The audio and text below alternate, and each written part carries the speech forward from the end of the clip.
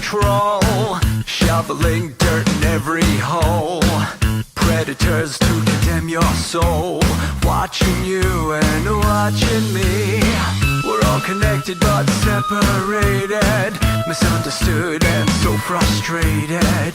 A million armies of one have invaded, watching you and watching me. We live behind glass curtains and act like nothing's wrong. Soon you will belong. I know you're out there somewhere. We've watched you for so long. Wait for you to fall. We'll expose you all. I know you're out there somewhere watching me. Little brother wants to make headlines, be immortalized. Everyone's got an electric eye, we're the digital spies. They've watched you for so long. I know you're out there somewhere watching me.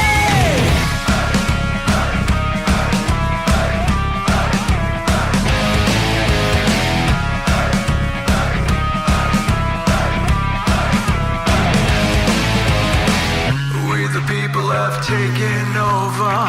We the people are little brother, standing by to dethrone each other, watching you and watching me. Paranoid, the lens is our weapon, desensitized in our lust for attention, democratized by our voyeur obsessions, watching you and watching me. Slaves to perfection, don't let them project you as you are. Reveal your every flaw. I know you're out there somewhere. We've watched you for so long. Wait for you to fall. We'll expose you all. I know you're out there somewhere watching me. Little brother wants to make headlines, be immortalized. Everyone's got an electric eye, we're the digital spies. They've watched you for so long. I know you're out there somewhere watching me.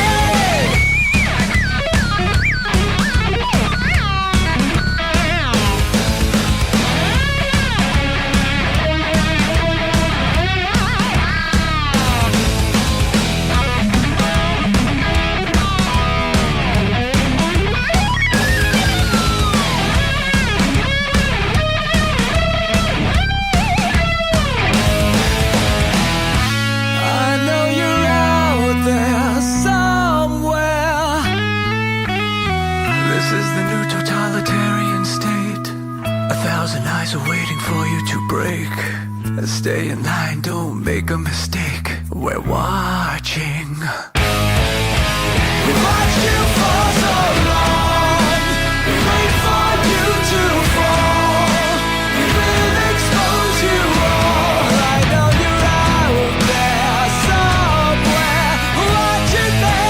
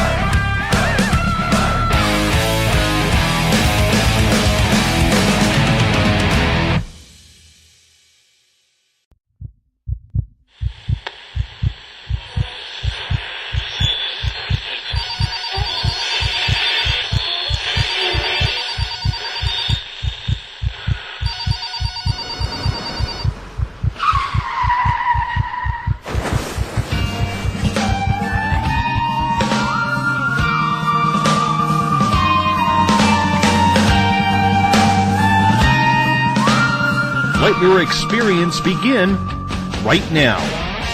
From high atop the mountains of British Columbia to you listening around the world, this is Spaced Out Radio. You can follow us on our website, spacedoutradio.com, on Twitter, @SpacedOutRadio. Give our Facebook page a like, Spaced Out Radio Show.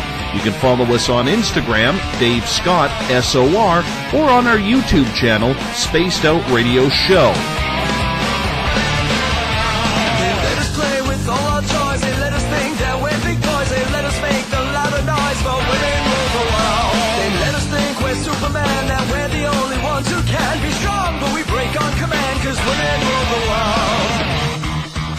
Buckle up, space travelers. It's time to go for a ride as we are live on Spaced Out Radio.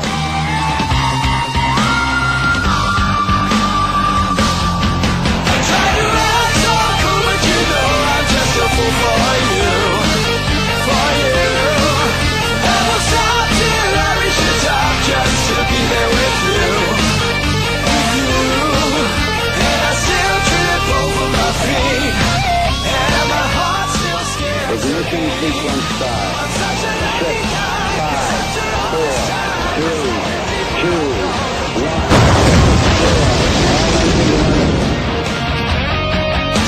The deeper I go, the deeper I fall.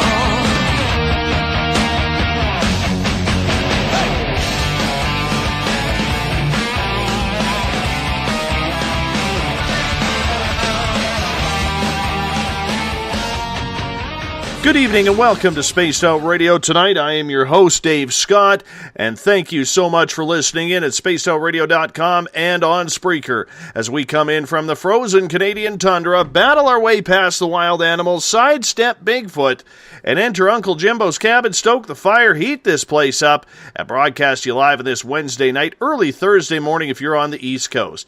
Here at Spaced Out Radio, we do this thing nightly, 3 hours a night, 7 days a week. Why? We get asked that a lot.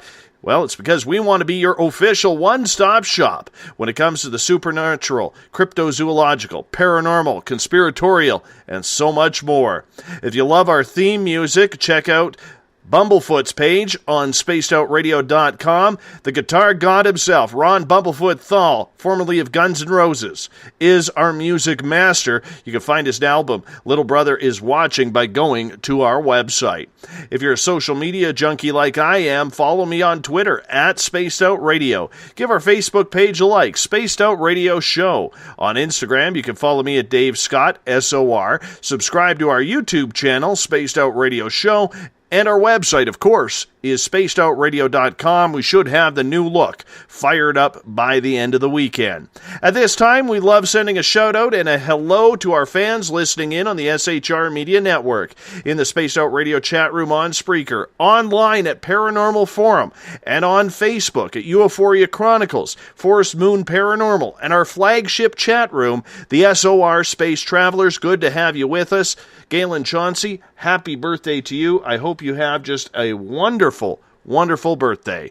If you're a fan of Spaced Out Radio, coming soon with our new look website is the Space Travelers membership, where for only $5 a month, just $5, you can enter to win prizes, take part in private group interviews, have a special section on our website, and so much more. Hey, we're going to give you a heck of a lot more than just access to our archives. Tonight's show is brought to you by the New Agora newspaper. It's the official paper of this show, the iTunes app, Spirit Storybox, the official ghost hunting app of Spaced Out Radio, Rivulet Reiki and Readings, providing healings in person or at a distance, and PurplePlates.com, helping heal your body, mind, and soul. Spaced Out Radio presents another one of our monthly contributors tonight, as Rob Morphy, our resident crypto historian, joins us to discuss the historical sightings of the weird, strange, and unexplainable. Rob's website is cryptopia.us. It's a highlight reel of the oddest sightings of creatures you've ever heard of. His tales may all seem tall, but the one thing Rob specifies in his research is to talk to the people who've made these incredible sightings. Whether it's the Boogie Monster or frogmen from Ohio, Rob carefully dissects the information before turning it over to the public. Vetting reality from someone who is not looking for their 15 minutes fake fame is what he does best. It's what makes Rob's research credible. Credible to the point that television shows have approached him for research, and media outlets use his website for their own research regarding what's going on outside of nature. It gets weird, and some of his creatures sound so mythical that they could be right out of a comic book type imagination. But Rob insists the stories are real and true. We bring Rob Morphy in for the first time in a couple of months here on Spaced Out Radio. Rob, good to hear your voice again. How are you, my friend? I am great, Dave, and it's great to be back. You know, we missed you last month because your mom, you take care of your mom. She's pretty ill, and you know what? I just want to say that we were sending some prayers your way the last time we had you on the air. We told the audience that the only way you would miss this show is if your mom wasn't feeling well. So we had our audience all come together and say some prayers for you, and I hope they worked, my friend. Well, I got to say, they must have worked wonders, and I am a huge fan of the power of positivity in prayer, and she was having a pretty tough time at the time, and Touchwood is doing so much better. So I got to say, it must have been a huge boon to her spirits and her health, and I really appreciate that from you, Dave, and all your listeners. It means the world to me. I can't express that enough. Thank you so much, everybody. Well, you know what? You are one of our most popular guests on this show on a monthly basis, and we have a lot of people asking me every month after you air, when is Rob coming on again? When is he coming on again? Because your stories are really out of this world. And, you know, we've talked so much about different creatures that have popped up and popped around throughout your time on this show, which we started the monthly segment probably about a year ago now, believe it or not. But hard to believe, yeah. I know. It's time flies when you're having fun, huh? That's true. That's true. And I'm a little pissed off because I know the next time I look at my clock, it's probably going to be time for you to say, you know what, I gotta go. It's that time. But you know what? Do you still have that drive, Rob, in order to find out what is truly going on and what is making these weird and strange stories happen? Because I know you deal with it every day, but for people who deal with things every day, whether it's their job, whether it's their family, whether it's friends, eventually you just get worn out. Do you ever find yourself getting that way with this subject? You know, that's an excellent question, Dave. And I think everybody goes through phases where, you know, I'm lucky enough that I'm an illustrator. I do some freelance journalism. I can spread my wings in a lot of different directions. But the one thing I find that is a joy for me personally is always coming back to the unknown. Because ever since I was a kid, as we've discussed so many times now, this has been just such a thrill to me, just this idea of helping to uncover something that is heretofore unknown to science and just basically reveling in the mysteries of this world. This is one of my great joys. I mean, sometimes late at night I'll find myself scanning through YouTube just to watch like old documentaries narrated by Rod Serling about Bigfoot from like 1973, and I'll get that same thrill, that same excitement I had, you know, when I was a little kid staying up way too late, sneaking downstairs to watch the same thing, back when it would still scare the hell out of me, but still enthrall me. And so my shorter answer, I guess, because you know me, I can get kind of long-winded, is that, yeah, well, everybody can get a little bit tired in the path they're taking, but this is still a great joy to me, and very much Cryptopia is a work of passion, and that's why I want to expand it and continue. I love to write about these things. I love to draw these things.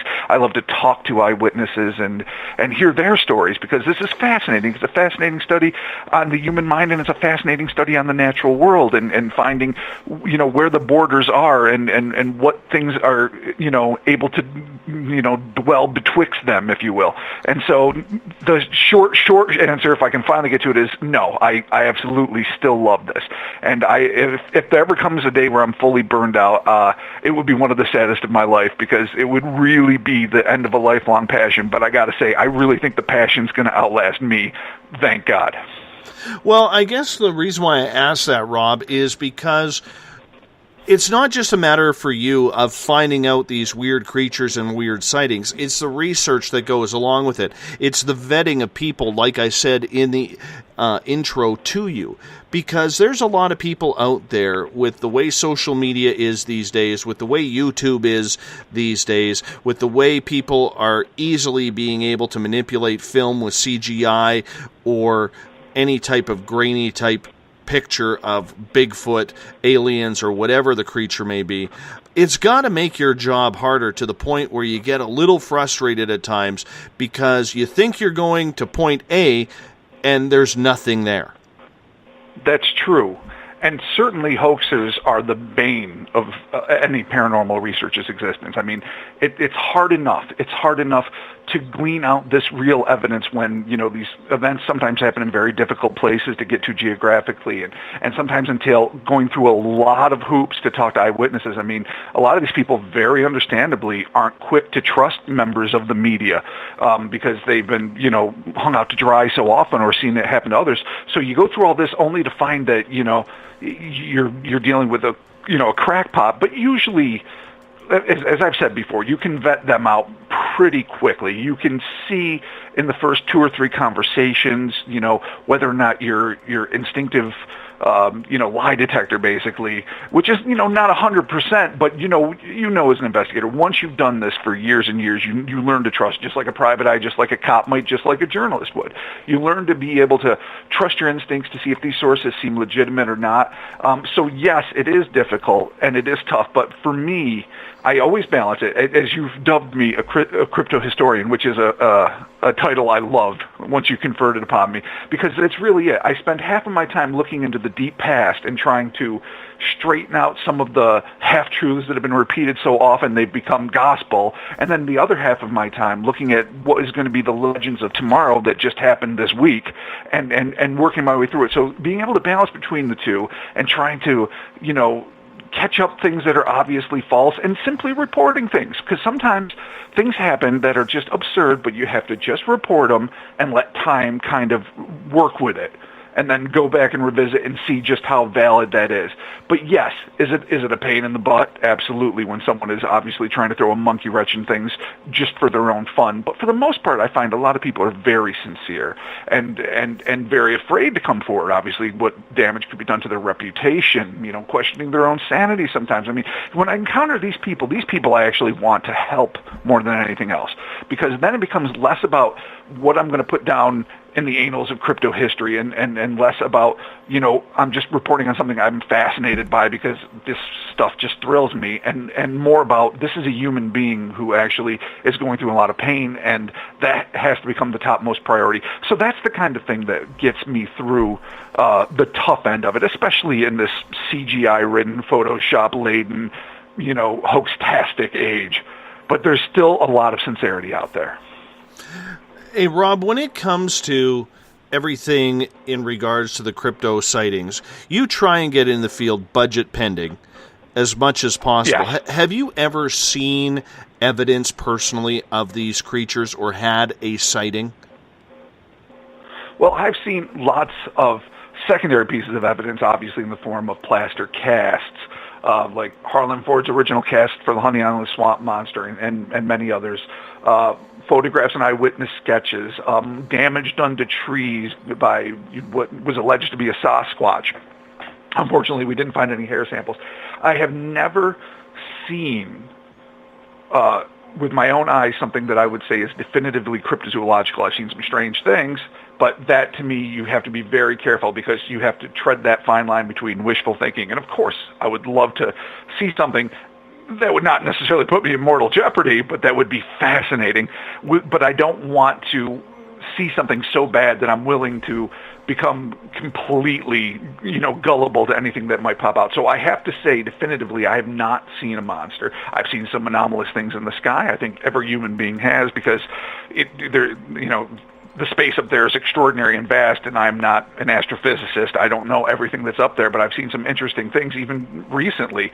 But in terms of cryptozoological phenomena, no. But I've seen some really compelling evidence and talked to some very, very sincere and compelling people that keeps me really rooted in the pot. And plus, let's be honest, there are constantly scientists across the world, especially marine biologists, are discovering new animals, but even land-based animals, animals in Vietnam, animals in the jungles of Borneo, animals even in cities, in cities where you would not expect to find things, usually insects or something small, or even a frog, but that still keeps that fire alive. It's not like they haven't discovered a new species in 15 years. Nothing could be further from the truth. Literally millions of species have been discovered in our lifetime.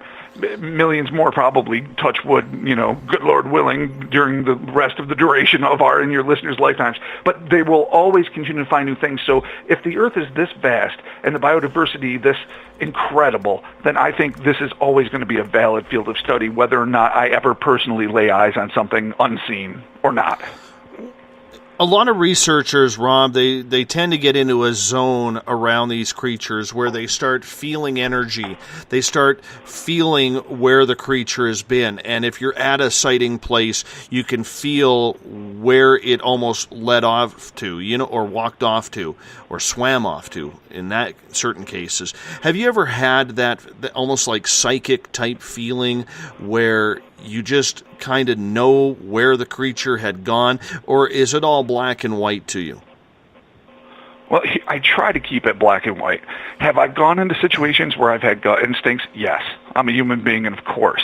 Have I sensed things like an overwhelming desire to look over my shoulder because I'm being watched, and I just know it? And I think human beings do have this sort of radar. It's considered a sixth sense. It's, always corresponded to ESP, but I think there's a very legitimate thing that can be scientifically measured at some point when human beings have these feelings. But the thing is, I really try to ground the research I do into my journalistic background. That's important to me. Why it's important to me is that part of the purview of what I'm doing with Cryptopia and what I've just chosen to do with my life and research is to make this accessible, even the most absurd and bizarre creatures, to what I would say, and I don't mean this as a compliment or an insult, but mainstream individuals, mainstream scientists, mainstream folks that just won't necessarily want to be open to these things. And so I try to treat it as, less about what my instincts say and more about what I've actually found with my boots on the ground, so to speak.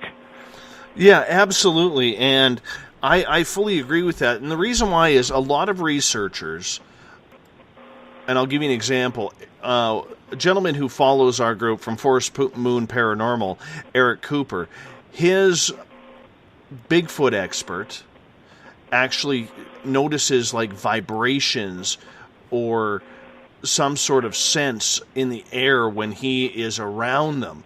His name is Tyler, and Tyler is very much in tune with Sasquatch. And do you think that for a lot of investigators who are maybe focused on one cryptid like Bigfoot, or maybe one cryptid like Frogman or something along those lines, that they actually get to the point where they're almost feeling the creature? They're able to study the moves and just have a feeling and follow that gut instinct. Well, absolutely. But then again, you tread a very thin line, because there's no really saying that involves any sort of intuition that goes into an extrasensory perception realm. Any good tracker, if you professionally track elk and you're hired by hunters or whatever to do this, and you do this day in and day out since you were a child and maybe learned the skills from your dad who learned it from his dad, you are going to intuitively, you're going to notice things that you will not necessarily be processing in your conscious mind, just the way we all kind of sleepwalk when we drive. I mean, we know what we're doing. We learned when we first started driving it was very difficult. Now it's instinct. Well, for people that have spent their lives in the forest tracking animals, I mean, I've seen some incredible feats by trackers that seem to border on the preternatural, but they're just really ingrained techniques, used by very, very skilled stalkers. So now I can't speak for Tyler, was his name? Yes. Whether or not it becomes intuition goes into a deeper sense, a bond. But I can definitely say that you spend enough time tracking, especially a specific animal, whatever the animal may be, I think you definitely will come to a place where you're in tune with it, and you'll notice the signs, and you'll notice the signs of its motion, and you'll get a feel for where it moves, why it moves, what kind of prey it's pursuing. That is what made us, relatively speaking, and I don't say this with any, braggartness, the top of the food chain, which I think is debatable, but, we're often suggested we are. But one of the skill sets that made us a top predator is because we are so very good at stalking our prey, whether or not we just want to learn more about it or we want to eat it. So I think, yes, of course, if you're going to spend a lot of time looking for a creature and there's evidence to find in that hunt, you are going to become very intuitive about its movements and patterns and habits. I fully agree with you on that, and I think that, some people, they just get so in tune with the creature by the smell, the feeling in the air, they get used to it, and when you get used to that, it's easy to put two and two together, isn't it? Oh, absolutely. And it should. And that's the glory of evolution and the beauty of having a brain that takes as long as ours does to develop. I mean, there's a reason why we're basically wolf fodder for the first 8 years of our life and need to be nurtured by our parents, because this brain is developing. But once it develops, we should use it and put it to the best use we possibly can, whatever pursuit we're endeavoring to do. So I think that's absolutely a fact. Rob, I do have a comment from one of our regular listeners, SJ, out of Washington State, and she is wondering how, if you could get a hold of her, because her and her husband have a real weird crypto tale that they would love to share with you. Absolutely. I mean, absolutely. Could you give me the name again, Dave? Her name is S.J. Wells. Okay, S.J. Yeah. If you could send me that information, we have a sightings listing on the actual website, cryptopia.us, but you can also message me directly through our Facebook page, which I think is Facebook. You can just type in Cryptopia and Facebook will come up, or Rob Morphy on Facebook too. Easy. You can just, because I'm the one that does most of the work on Cryptopia on the Facebook page anyway.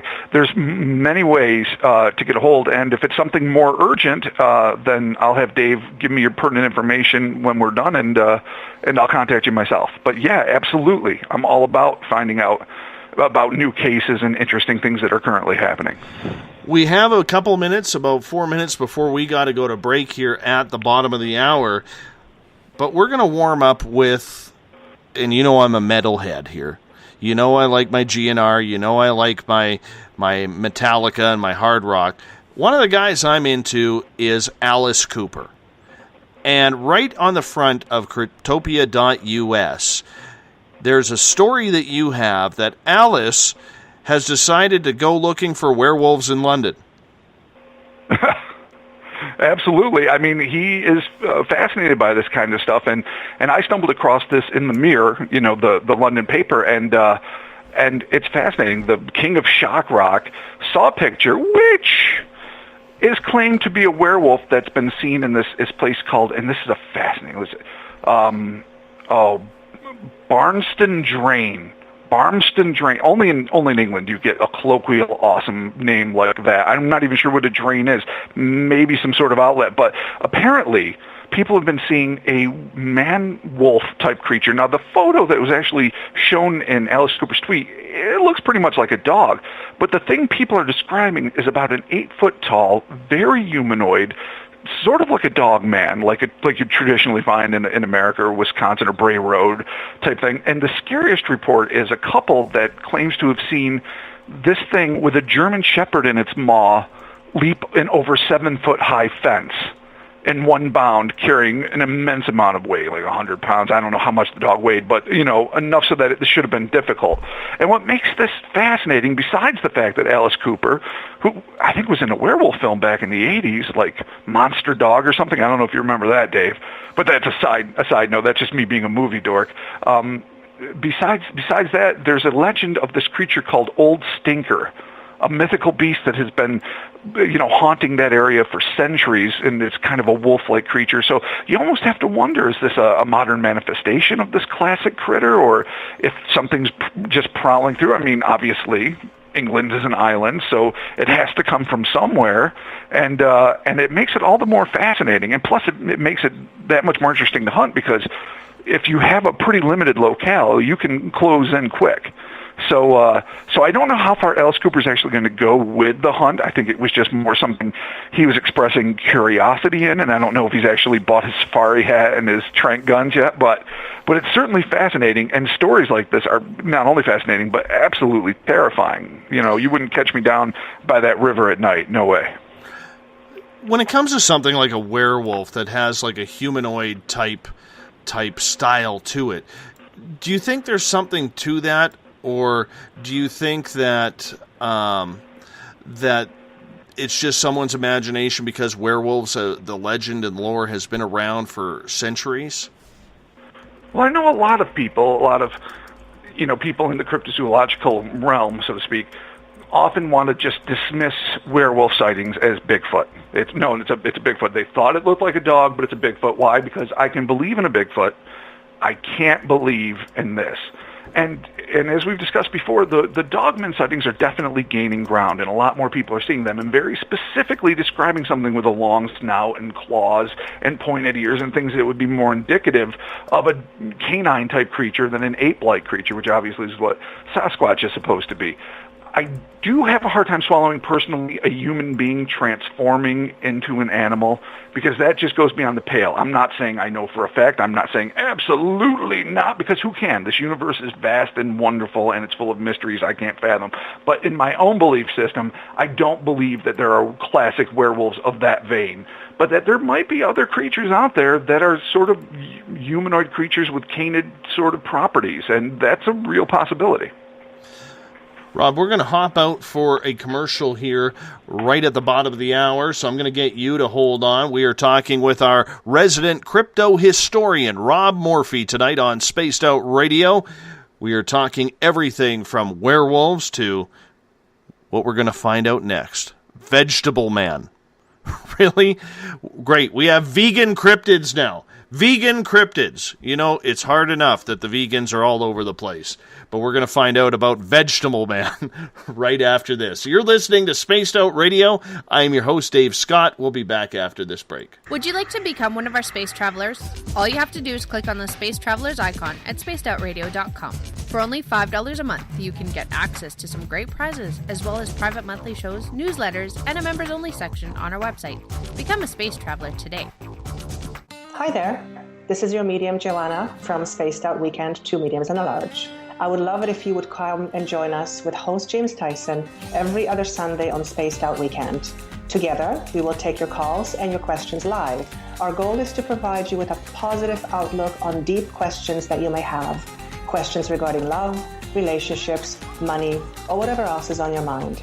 Come and check us out at spacedoutradio.com. Every Saturday and Sunday night, as Dave Scott wanders aimlessly in the wilderness, you can come hang out with me, James Tyson, in Spaced Out Weekend.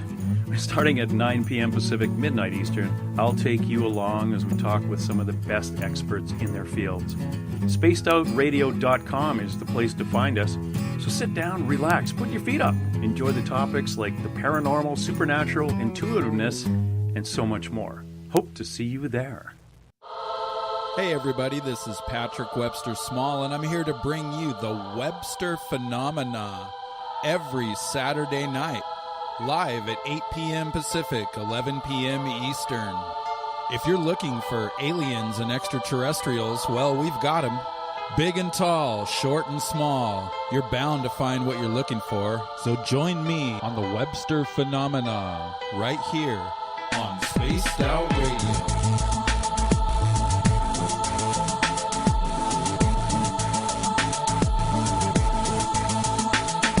Visit purpleplates.com today. For over 40 years, the Purple Energy Plates have been delivering amazing results for their many customers. Inspired by the great genius Nikola Tesla, the harmony, healing, and energetic effects of the plates have proven over and over to be beneficial and often miraculous to thousands of customers. With their money-back guarantee and the many benefits, how can you afford not to get one?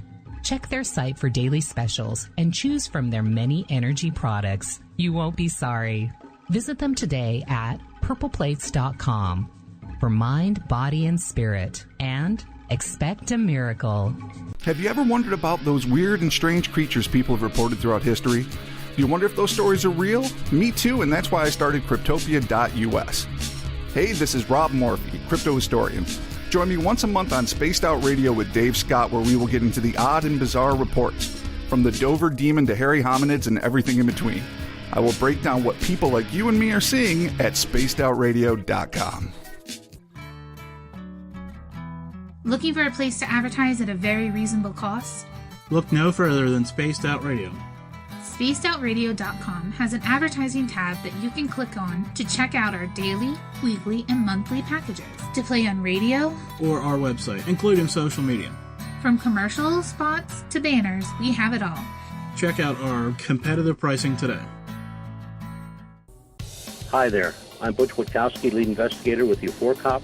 On the final Monday of every month, you can listen to me and host Dave Scott on Spaced Out Radio's Strange Days. We're going to get to the heart of the matter when it comes to what's happening out there. People are seeing and experiencing things from ET contact to Bigfoot, and I want to hear about it. Your experiences are what we investigators need to help solve these unknown mysteries. So tune in at spacedoutradio.com to the final Monday of every month from Butch Witkowski's Strange Days. Want to connect with us online? Find us on Facebook, Spaced Out Radio Show, on Twitter at Spaced Out Radio, on Instagram, Dave Scott SOR, on YouTube, Spaced Out Radio Show, and our website is spacedoutradio.com. All right, space travelers, here comes the second half hour of Spaced Out Radio. Welcome back to Spaced Out Radio tonight. Thank you so much for joining us on Crypto Night as we welcome in everyone listening in on the SHR Media Network over on Paranormal Forum, on the Spaced Out Radio chat room on Spreaker, and on Facebook at Euphoria Chronicles, the Forest Moon Paranormal, and our flagship SOR Space Travelers. Tomorrow night on the show, Barry Strom will join us once again, familiar voice. We are going to see about disclosure, channeling Moo, extraterrestrials, as he will be back with us, and he will be also participating in the Alien Cosmic Expo next, I guess it's only about a week and a half away now, in Brantford, Ontario. We've been doing that all month. Remember, you can find us on Twitter at Spaced Out Radio. Give our Facebook page a like, Spaced Out Radio Show. On Instagram, I can be followed at Dave Scott SOR. Our YouTube channel, subscribe to it, is Spaced Out Radio Show, and our website is spacedoutradio.com. Tonight we are talking cryptids with our resident crypto historian, Rob Morphy, who makes his appearance, which is the third Monday Wednesday of every month. Rob, welcome back. Glad to be here. You were battling today. You have a back injury. I'm going to assume you were, playing some tackle football with your nieces and nephews. Let's pretend it was absolutely as manly as humanly possible, because if I had to admit that my DVD player was set extra low and I'm just that old and beat, it would be shameful. So I was saving orphans from a burning ship, swam, fought 3 sharks, twisted my back. It's a horror show. That's what we're going to say happened. I'm going to pretend it wasn't the aforementioned thing, which is absolutely lame. All right, so you stepped into the squared circle with Bigfoot, and you took a belly-to-belly suplex, and it just didn't work out for you. That's what it just never does. I hear you. Let that be a warning to your listeners. Do not do that. Absolutely. I do have a Bigfoot question before we get to the vegan monster here. Okay, this comes from Gail. She says, I just realized and thought of Bigfoot more of a wild humanoid than anything. And Rob, you just called Bigfoot an animal. How is Bigfoot, or how should Bigfoot actually be classified? That's interesting. And obviously there's debate, and there's going to continue to be debate until there is a live specimen and or a carcass made available to scientists to make that final designation. It could be a hominoid, a more ape-like creature that's going to be related to sort of many of our ancestral, species that kind of, evolved in whatever way to become us. Or it could be a hominid, which is much closer to human. There's really a break almost right down the middle between people that think it's more primate-like perhaps this next evolution of Gigantopithecus, which is a gigantic bipedal, that means walking on two legs, gorilla that they found fossils for in China, and that they assume maybe walked over the Bering Land Bridge when it was, frozen over solid with the human migration from Asia and Russia into the New World. And then there's others that think it's a relic human, which would also explain why it's able to be so elusive and so intelligent and really kind of stay out of the way of what it realizes to be an extremely dangerous predator, namely us. So I can't say specifically how to designate it. What I can say is that a lot of people, especially, dyed-in-the-wool hunters that have no problem picking up a rifle and taking down an animal, be it for food or trophy, have had a Bigfoot or a Sasquatch-like creature in their sights and seen its face and made the equivalent of eye contact through the scope and had to instantly bring the weapon down because they felt the face they were looking at was far too human to shoot. So let that stand where it is, but until we actually have a specimen, there is no way to know if it's a relic human or if it's a primate species that's probably very close to human, but still more along the lines of a chimpanzee or a gorilla. And you see, my opinion differs a little bit more where I take that next step, where I tend to believe that Bigfoot has some sort of supernatural capability. I know I'm in the minority there, but when you hear all of the First Nations legends about Bigfoot appearing and disappearing, when you hear about the tape of the Yeti walking in a snowbank on the, Andes Mountains, and the footprints just end in the middle of nowhere, and you hear stories like that, it makes me wonder if this creature has something to it that we just can't explain, which would take it right out of the feeling of being the missing link or any sort of Gigantopithecus. Oh, absolutely. And if that's the case, well, then all bets are off, because then it really becomes a transcendent life form that not only defies what we would know to be something that would be typically primate-like, including us as human beings, but something truly alien in the sense of not necessarily extraterrestrial, but in the sense of a unique life form that is utterly different from what we don't expect crayfish to dematerialize and then just show up on your shoulder. That would be weird. I don't know why I thought of that, but we just don't expect that. That doesn't happen. So if Bigfoot is capable of this, then that really puts them on a whole other level of animal life. And I still call it animal because human beings are animals. I have no problem accepting this, that we're all part of this great, wonderful tapestry of life, and we share this world and universe, but that's a discussion for another day. But if these creatures really are capable of doing astonishing things that kind of flaunt the laws of physics, well, then it becomes a whole new ballgame. You know what? I fully agree. We're going to get to another question here from the birthday girl, our listener, Galen Chauncey, who has also been a guest on this show. She is asking, Rob, in her research into monsters, she has come across ley lines. The Chinese reported that places of worship were built on the lines to interrupt the energy because if it built up, gremlins would appear. They had to be talking about the same thing she was. What do you think about ley lines and cryptids? That's a great question. I'm absolutely fascinated by ley lines, and I always have been.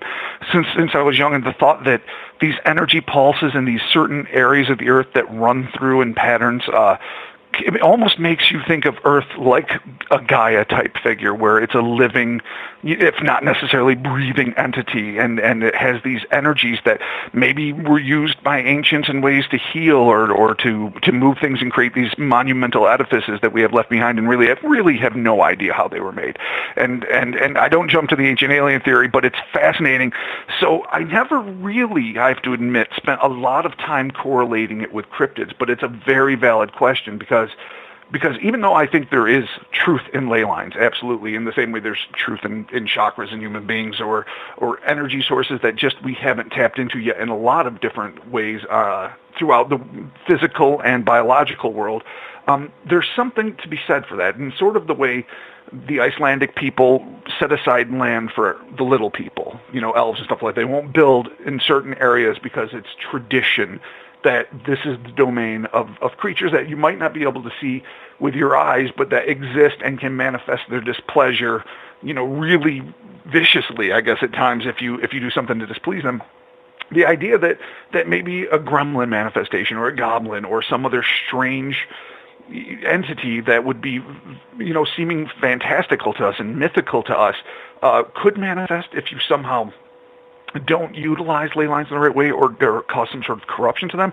That's certainly worth looking into. I mean, again, this opens up a whole other world, like Jacques Vallée, who, and I'm sorry if I murder his name, but the famous French ufologist who really started getting into correlating fairy reports and little people, pixies, all these things with extraterrestrial reports of the 20th century, and how very, very parallel they were, and how they really seem to be expressing contact with the same kind of creatures that are both alien to our world yet completely indigenous. So I would say that this is a place of research that demands a lot more attention by myself and others, and will probably yield some very interesting results.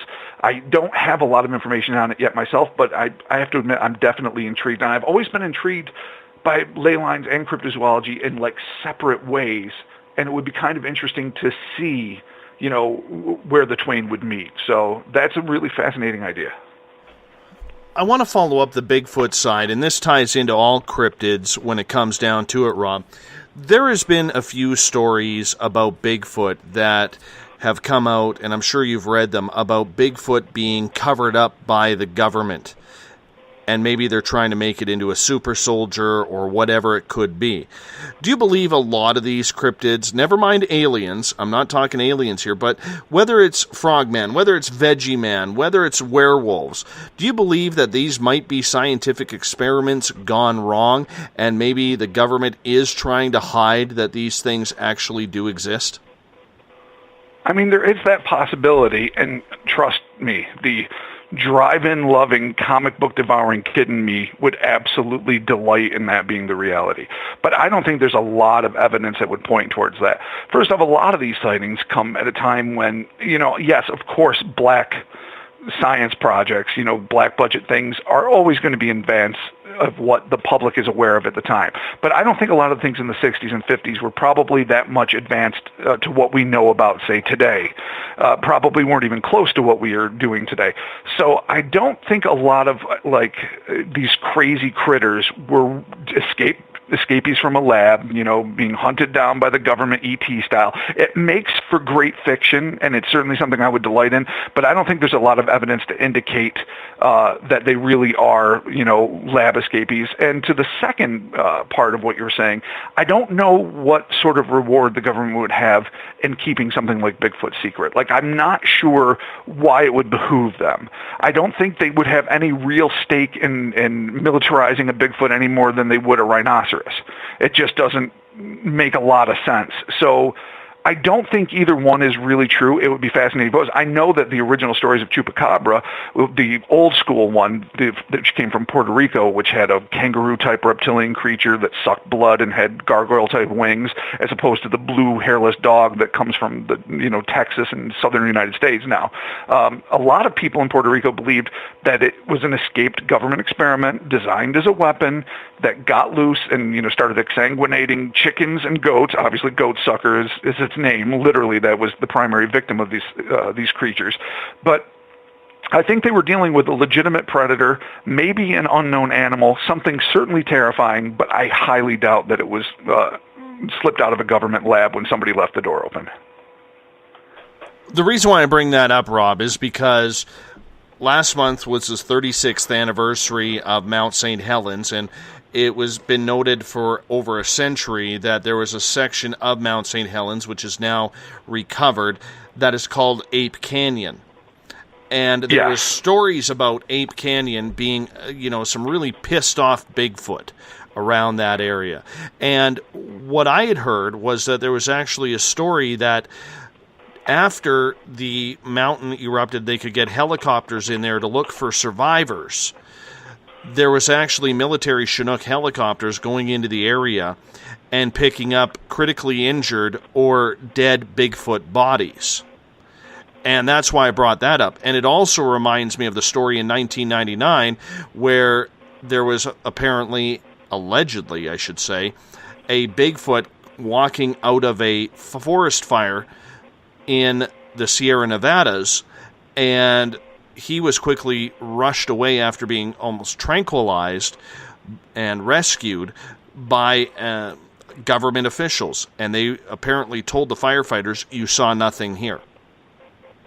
Right. Of course, I've heard both of these stories, and they've been repeated ad infinitum. And I think that probably, in a very practical way, the best time, though you'd want to avoid a dangerous area with wildfires and certainly a volcanic eruption, but probably one of the best times to see something that is usually going to be hidden from prying human eyes is during a catastrophe like this, when all living things, at least by the standards that we would judge them, need to get away from something that's about to kill them, be it a lava flow, be it flames, be it whatever. So I do think that probably the sightings would go up. Now, people are in the area are certainly going to be preoccupied with survival, preserving their lives, their children's lives, their whatever products they can get out of their house. But I think it would happen. Now, if the government stumbled across, say, in the Mount St. Helens scenario, a huge human-like carcass and hauled it off and did some tests and found out that it represented a, say, subspecies of human or a different species altogether, I'm not sure why that would not be revealed. It would be a coup for whoever's in office at the time, to be, maybe they don't want to be the Bigfoot president, but it would be a pretty big deal, and it would be another huge scientific step that, not that we're in the midst of a Cold War where, we're constantly fighting against the Soviet Union or even China now, the former Soviet Union, of course, to have space supremacy, but it would be a feather in the cap of any scientific community to say, oh, look what we've got. Everyone's been talking about it for centuries. This is ours. It's in a museum. Deal with it. I don't know why they would hide something like this. This is not to say they're not. It's not to say they haven't, and I'm not privy to all of their secret decisions, though Lord knows it would be fascinating to be so. But I don't know why that would happen.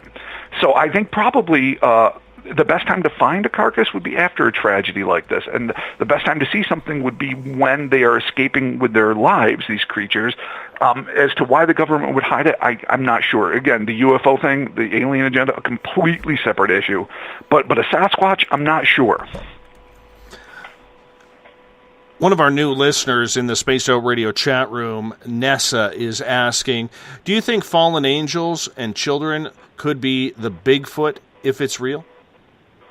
I've heard that theory. In fact, I discussed with a law officer I met some years ago, and of course, in the book of Genesis, the fallen angels, or angels in general, came and, they laid with the sons of, the daughters of man because he found them to be beautiful. I'm misquoting the Bible, of course, but I went to Catholic school. I've had this kind of indoctrination for years, and I always thought that was fascinating. And then giants were born from this union, and this is part of the mayhem that God tried to wash away in Genesis with the flood of Noah. These strange giants, these hybrids between angelic creatures and humans, and there's a lot of ways you can interpret it, especially through an extraterrestrial filter, but even through a cryptozoological filter. If indeed that is what your belief system holds, I can see why you could easily suppose that these might be the missing sons of angelic beings, in the same way that you could say Greek titans and the demigods and Roman and Greek and Asgardian gods of old might also represent this strange union between human beings and divine creatures that kind of lingered here on Earth and, exercised their power. These are big questions that, a lot of people have spent time researching both the historical elements and the philosophical elements and the theological elements, and these people might have some really interesting theories about that. I would say, from my own point of view, I don't believe that these creatures are necessarily that, but I can't say categorically that it is not the result of angelic and human interbreeding. It's certainly a fascinating idea, but not one that, in the direction I've chosen, which is more of the biological perspective, that's not one I've actively really pursued, but it's certainly worth looking into. Well, during that answer, Mrs. Spaced Out Radio attacked me, so it might have been Bigfoot. I'm not sure. I'm not sure, but she scared the living bejesus out of me, bringing my phone charger in. But I do want to get to vegetable man, because I got to be honest with you, I'm an anti-vegite, and and to know that there is a vegan animal out there who is trying to possibly feed off of humans is the biggest oxymoron in the cryptid world I've ever heard of. It's true. I mean, this thing is actually up your alley. It is clearly a carnivore, or at least has a nice taste for the blood of humans. So much like you, it probably would not be super happy at a vegetarian restaurant. But it is a vegetable, or at least described as a vegetable. And it's really one of those cases that, you know, as I say, it's my bread and butter. It's one of those things that gives me a little thrill because it is absolutely out of this world. It's one of those encounters that just happens once, unlike, say, gray aliens or Bigfoot or other things, which are absolutely fascinating, repeated patterns of either abduction or encounter that demand extensive study. These are one-time off. Just these strange things that come out of the blue, do something absolutely extraordinary, disappear, never to be seen again, and totally, completely fascinate me. And so this creature, and it's funny, one of your guests, Brad Steger, I first read about this in his, I think it was from 1970, late 70s. It's a book called Alien Meetings. He's, to me, one of the great chroniclers of the unique and, you know, the unexplained. And so I've known about this case since I was a kid, and I don't know why it took me so long to write an article about it, but are you ready to get the details of this? Oh, yeah. Yeah, I'm right into this one. All right. So here's the deal.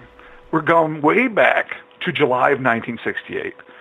A West Virginia native and an avid bow hunter by the name of Jennings Frederick, who's also a United States Air Force veteran, which doesn't necessarily delegitimize or legitimize him, but it's worth noting. You know, he knows about, you know, things that fly. Not that this is necessarily a UFO sighting, but, you know, you figure you serve your time, you're hunting for some food. I'm just calling this guy legit in my book in this very, very limited scope of how I know him, which is through really older reports, including Steger's. But anyway, Jennings Frederick was hunting for woodchuck with a bow when about sundown, and he had not been very lucky, he suddenly heard a sound that he described like a high-pitched jabbering, much like that of a recording running at exaggerated speed. Now, you guys remember, your audience, some of your older audience might remember a record player at a higher RPM than it was supposed to. So it's like the Chipmunks on speed.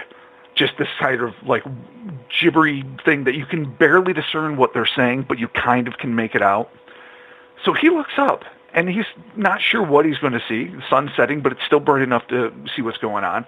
And he sees a looming green leafy creature that's about as thick around in his arms and torso as a quarter, looking like a stalk, basically a huge sunflower except without the flower head, just this distorted head that looked vaguely humanoid with angular yellow eyes.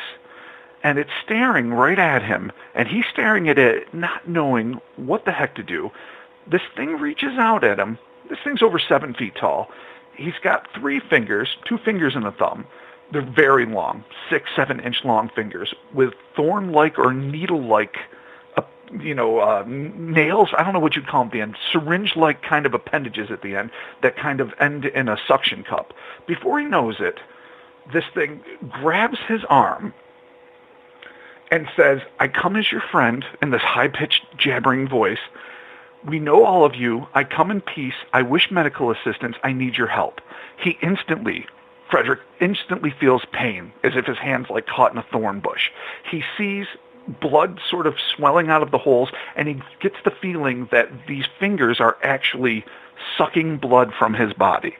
He's about to panic, as anybody would, when, and this is one of those great sci-fi moments that I just eat up, the creature's reddish pupils start spinning into the yellow eye, creating a hypnotic effect that made him say he did not feel any pain. This lasted maybe a minute or two.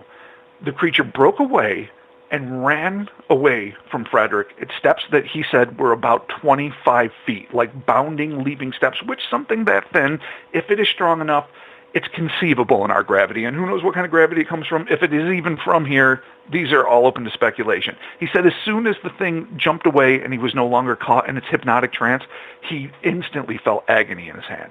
He felt the burn, the pain. He heard a weird kind of whizzing sound, which he assumed to be the creature's extraterrestrial craft taking off, but this is a huge leap of assumption that's understandable to make, because when you see an entity like this, you absolutely have to think extraterrestrial. But I would be willing to say, what better camouflage could a creature take on Earth than that of a plant? But that's way up for debate, because this thing was never seen again. He didn't report it at first. He told his family he got his hand caught in a briar patch, but eventually he came clean. You know, it's one of those post-traumatic stress things. He just couldn't bear that secret anymore, and it crept out, and it ended up in some publications and whatnot, and it comes down to us. A one-shot deal with a very unique animal that is certainly unlike anything found on Mother Earth, which doesn't mean that it's not from here, just it is not in the record thus far. But this is the kind of stuff that, you know, just delights the sci-fi geek in me. And so I've been working on an article about this. It's very difficult to track down people this far away doing illustrations, which is another one of my great joys. When you hear about something like this, you want to draw it, even though there's some really interesting ones already on the net. But that's the basic story of what I call the blood-sucking veggie man. That sounds absolutely unbelievable. Yes, it does. You know, I mean, you just shake your head when you hear something like that, because, I mean, that's right out of a comic book, that one. It doesn't even seem real. And there's only ever been the one witness. Here's the thing, though, and I agree, it is absurd at face value. There's no reason to accept it. But then, there's no reason not to accept it. And by that I mean, if it is an extraterrestrial, we have no idea the parameters or physical structures they can assume, what needs they might have, if this is a way to run a blood test in a weird way and just claiming to be medical assistant. Now, Dave, I'll be honest with you. Of course I'm a skeptic when it comes to this. Of course I realize this is an AIP movie that was fresh off the drive-in screen in 1962. And in my heart, it's probably a movie I grew up watching a dozen times, even though it was allegedly a real case. But we have to remain objective just to a degree, just to entertain the notion, why couldn't something this absurd happen? And when something this absurd does happen, aren't all of us going to be so skeptical that it just falls through the cracks, like this case did? I mean, yes, when you have a preponderance of evidence with things like Bigfoot or gray aliens or other things, that sort of lends an inadvertent credibility. There's no, de facto evidence that says, yes, this is 100% real, but of course we're more inclined to be like, yeah, no, a lot of people see it. There's secondary evidence, and I'm the first to admit that they're infinitely more plausible. But it's these things that are 97% likely to be complete hogwash, and I'm the first to admit it, that I delight in entertaining that 3% simply because it's sometimes the weirdest things that end up being true. All I know is it makes me question whether or not I should buy Fruit of the Looms now, but that's another topic at a different time. Our guest tonight is our resident crypto historian, Rob Morphy from cryptopia.us. You can go check out his site to all the weird cryptid stories that he has researched. It's a fantastic website, very fascinating, and one you will get lost in because it'll definitely make you scratch your head trying to figure out what the Sam hell people are seeing or what kind of drugs they are on. But Rob vets them out. They are all true. You are listening to Spaced Out Radio. I am your host, Dave Scott. We'll be back for hour number 2 right after this.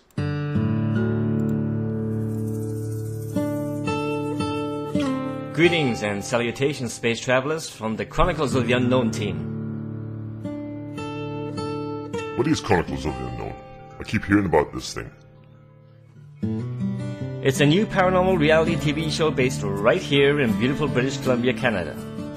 Follow our team as we uncover claims of activity on the Caribou Gold Rush Trail. You can also follow us here every third Monday, where 2 members of our team will be available to answer your questions. We'll give you some equipment updates and some of our experiences on the road, right here on Spaced Out Radio on the Spreaker.com network.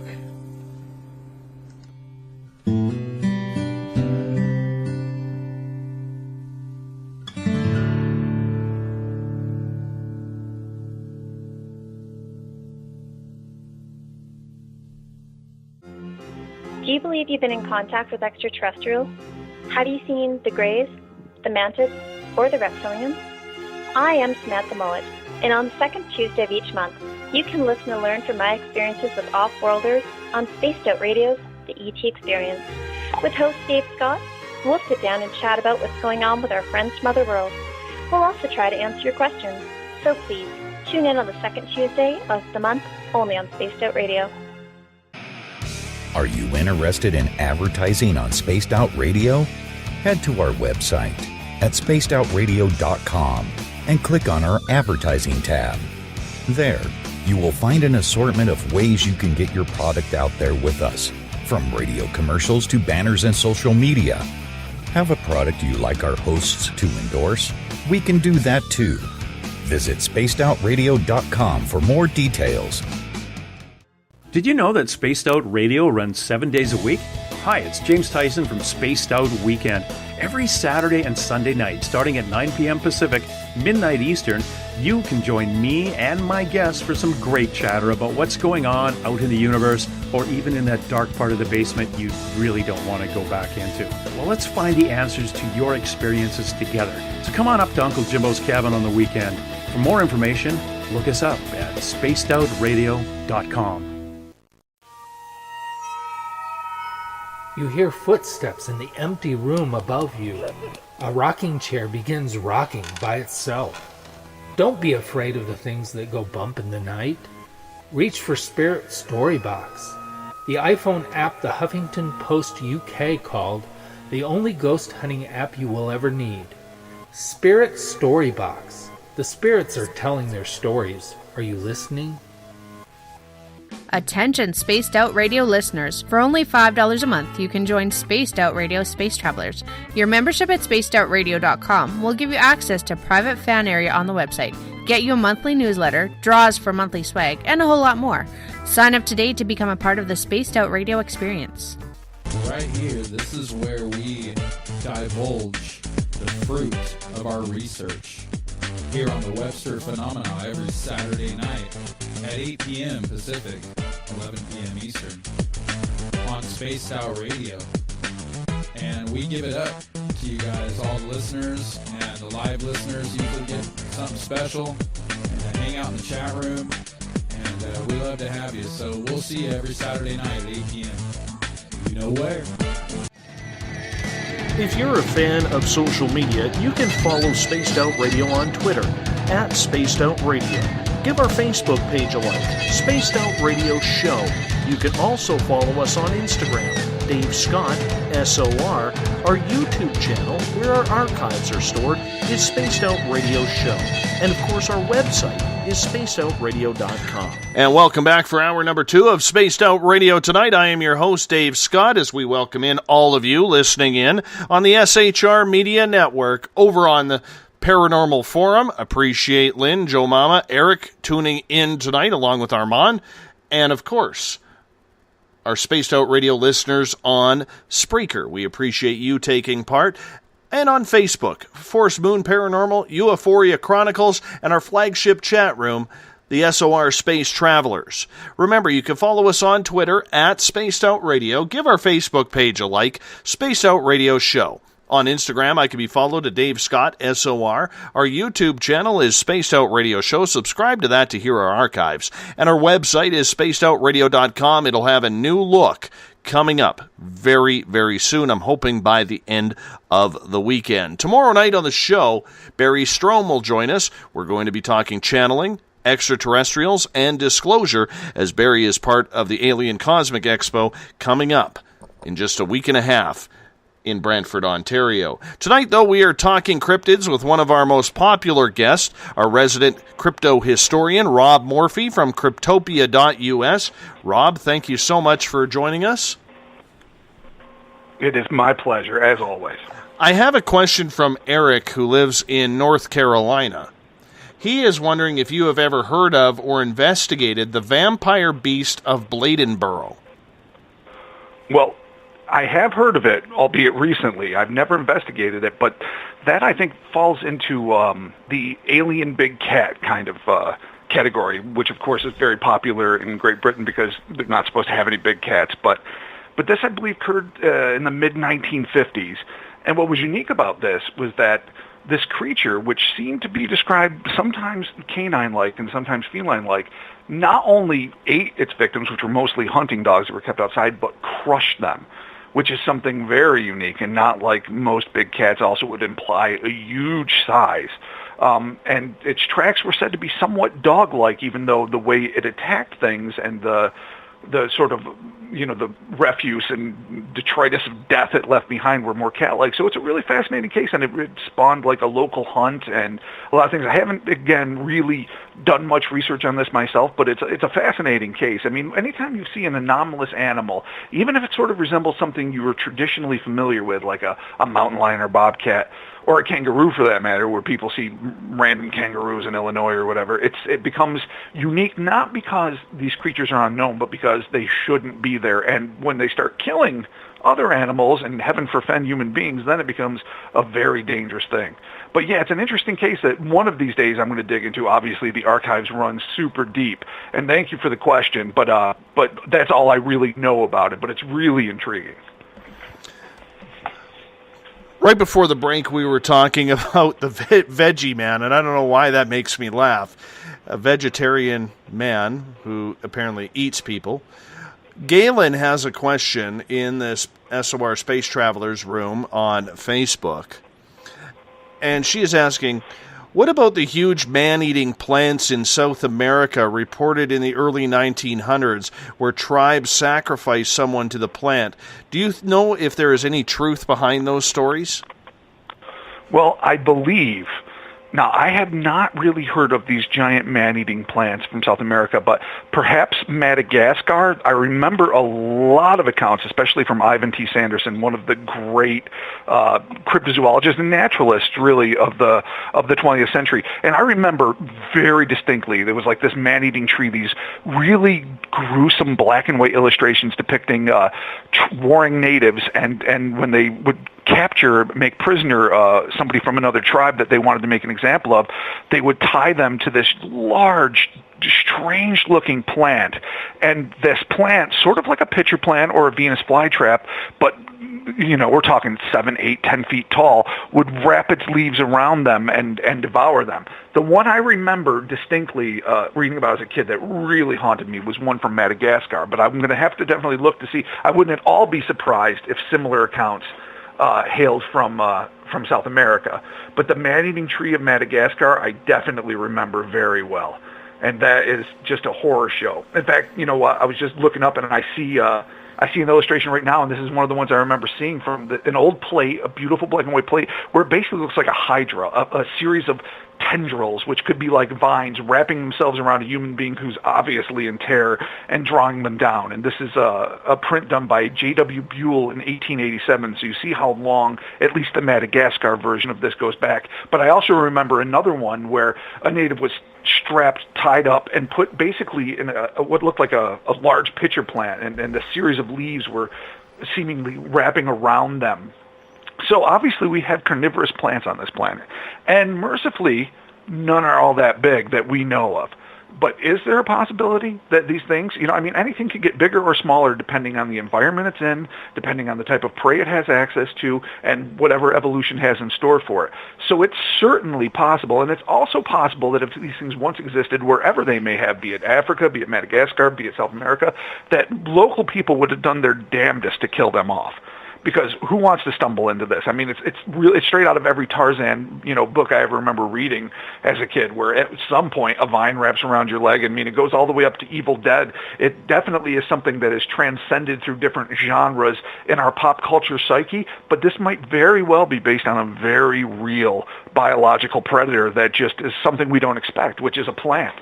So yeah, and I would suggest I will look into the South America one, and I would suggest that your listener look into the Madagascar man-eating tree, because that's also very fascinating. You have another cryptid for us that is from the odd and obtuse.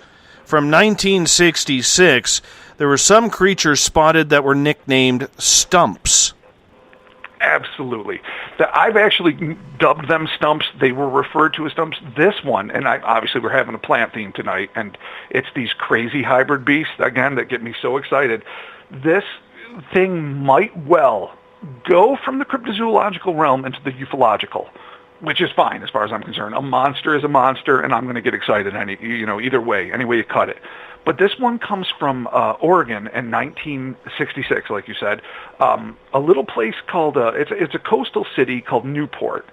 And on April 5th of 66, a 16-year-old girl named Kathy Reeves and a friend who decided, understandably, to remain anonymous in the situation, were walking down a dark back road going to Reeves' house. When they were making their way down, they saw something flash behind them, which they took to be somebody trying to put their hand over a flashlight, assuming it's a schoolboy chum, somebody with a crush, somebody trying to scare them. These girls, much braver, I might add, than I ever would have been, started chucking rocks basically back at the light. At which point, something happened that probably ruined their day and maybe their shorts. A series of super bright lights kicked on, aiming right at them, revealing what was a dome-shaped object in the middle of the road, which sort of looked like a turtle shell. About the size of a room is what Reeves later said. You can guesstimate that to maybe be about 10, 12 feet. It's difficult to say, but it basically covered the distance of the road. Needless to say, Reeves and her friend, another teenage girl, were absolutely terrified, and they began running as fast as they could towards Reeves' parents' home just for safety, but that was when the weirdness just began. And as they turned a corner on this dark road trying to leave this heavily illuminated object, which you can't technically call a UFO because it was definitely on the ground, but it's definitely an unidentified object, which certainly resembles a UFO in a lot of ways, what they saw, and what they described anyway, were a trio of tree stumps that seemed to be walking spider-like on their taproots.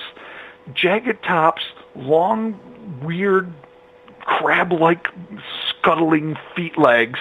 And here's the most bizarre part. This is the thing that just gave me a little thrill, and it's the Star Trek geek in me. They were wearing what seemed to be shirts made of multicolored, kind of glistening fabric. And shirts, they said, only because it covered what would have been reasonably the torso. So you can imagine somewhere between the top of the stump and where the legs shoot out, these things that were maybe about 3 feet in height, scuttling across the road in front of them. So they're basically, talk about between, the fire and the frying pan. You've got this weird object that does not want rocks being thrown at it, lighting you up and terrifying you. Between you and your home, and you're a 16-year-old, no matter what gender you are, you're a terrified teen, you see these scuttling spider-like tree things going across the road. They paused, froze, hoping not to be seen, not that these things had eyes that they could tell, and they watched as these creatures swiftly crested the hill in the general direction of the parked object. Obviously, the supposition here, and more reasonably than in the blood-sucking veggie man, I think, was made that these are probably extraterrestrial creatures that were heading back to their craft. I can see the logic in that because this object was not there. They went home in a complete state of shock and panic, needless to say, reported what they saw, and now it is part of the public record of weird happenings that are absolutely inexplicable. But it did happen in the midst of a flap, not just a flap in that area, because there was a lot of UFO seen in Oregon, but you have to remember the big Michigan flap had been happening at that point, the one that inspired then Congressman Gerald Ford to start hearings about UFOs and the reality, where J. Allen Hynek first said it's probably swamp gas, which became a famously derided comment that the Air Force, Project Blue Book specifically, and Hynek very specifically made to cover up UFOs. So the country was sort of a swirl at that point with UFO sightings. And that's probably why this case and the fact that it's just so over the top sort of fell through the cracks, and hardly anyone ever mentions it in retrospect because so much of it was going on, but definitely UFOs were on the mind. And these girls, there was a law officer, let me get his name here, I've got my notes here, was Deputy Sheriff Thomas Price. He felt that they were very sincere, that these weren't some kids reading about UFOs in the newspaper and trying to get their 15 minutes, that they were genuinely terrified. He went to the house that night and looked at the area. The object was gone, but he did see anomalous lights in the sky, and he saw them for a few nights afterward when he would kind of protect the house, because obviously curiosity seekers and just enthusiastic parties wanting to catch a glimpse of something bizarre came out in droves.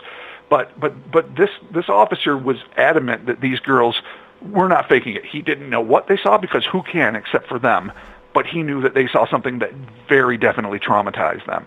And so here's another example of an ostensibly vegetative creature moving in a way that they are not supposed to, and clearly under intelligent control of their own or some other capacity. It's a fascinating story, and it's almost completely unknown in the modern age. It completely fell through the cracks because of more high-profile cases, but it's definitely one of the ones that I find at least intriguing, if only, again, for its sheer absurdity, which is part of what I love. The one thing I find a lot about alien-type creatures that seem to be coming down, if they have some sort of UFO tie, it always seems to be pushed off. People don't like talking about it. We have the famous cases like Kecksburg. We have the famous cases like Roswell. And, what's going on at Area 51. There are famous UFO crashes all over the place, but they don't get the pub or the press. Do you think that it was probably more of a government cover-up conspiracy on this one because there was so much to do with alien activity and very few people actually seen the creature, so it's easy to cover up? Or do you think that at that time people weren't giving much attention to what these young ladies had to say? Well, I think people were giving a lot of attention back in '66 to the UFO issue, but I think it's a huge problem. Like the cases you stated, Roswell and Kecksburg in particular, and Kecksburg has certainly gotten a lot more press in these last few years and even decade than it probably did when it originally occurred. Most people probably just accepted it, it's a down satellite or a meteor, and let it at that. And now, as years go on, just like with the Roswell case, they were visiting. But the key difference is these did not involve occupants. They did not involve UFO nauts or creatures or whatever you want to call them, extraterrestrial or not. And I think this is the separation. People, again, kind of like what I was saying earlier about a lot of cryptozoologists say, oh, no, that couldn't have been a Dogman sighting. That must be a mistaken Bigfoot, because in their way of thinking, a Bigfoot is just a much more acceptable thing to believe in than a Dogman. I think a lot of UFO buffs and a lot of serious investigators and even lay investigators have no problem with the idea that there's these objects and certainly believe they're intelligently controlled, but as soon as you see what may be a pilot or an occupant of one of these things, they get very leery. Because then all of a sudden it seems to go into weekly world news land, and very often it does, let's be honest. I mean, a lot of these things are absolutely ridiculous, but on the other hand, if indeed these things are intelligently guided vessels, and that's probably the theory most often subscribed to, though certainly not the only one, then something's got to be piloting them.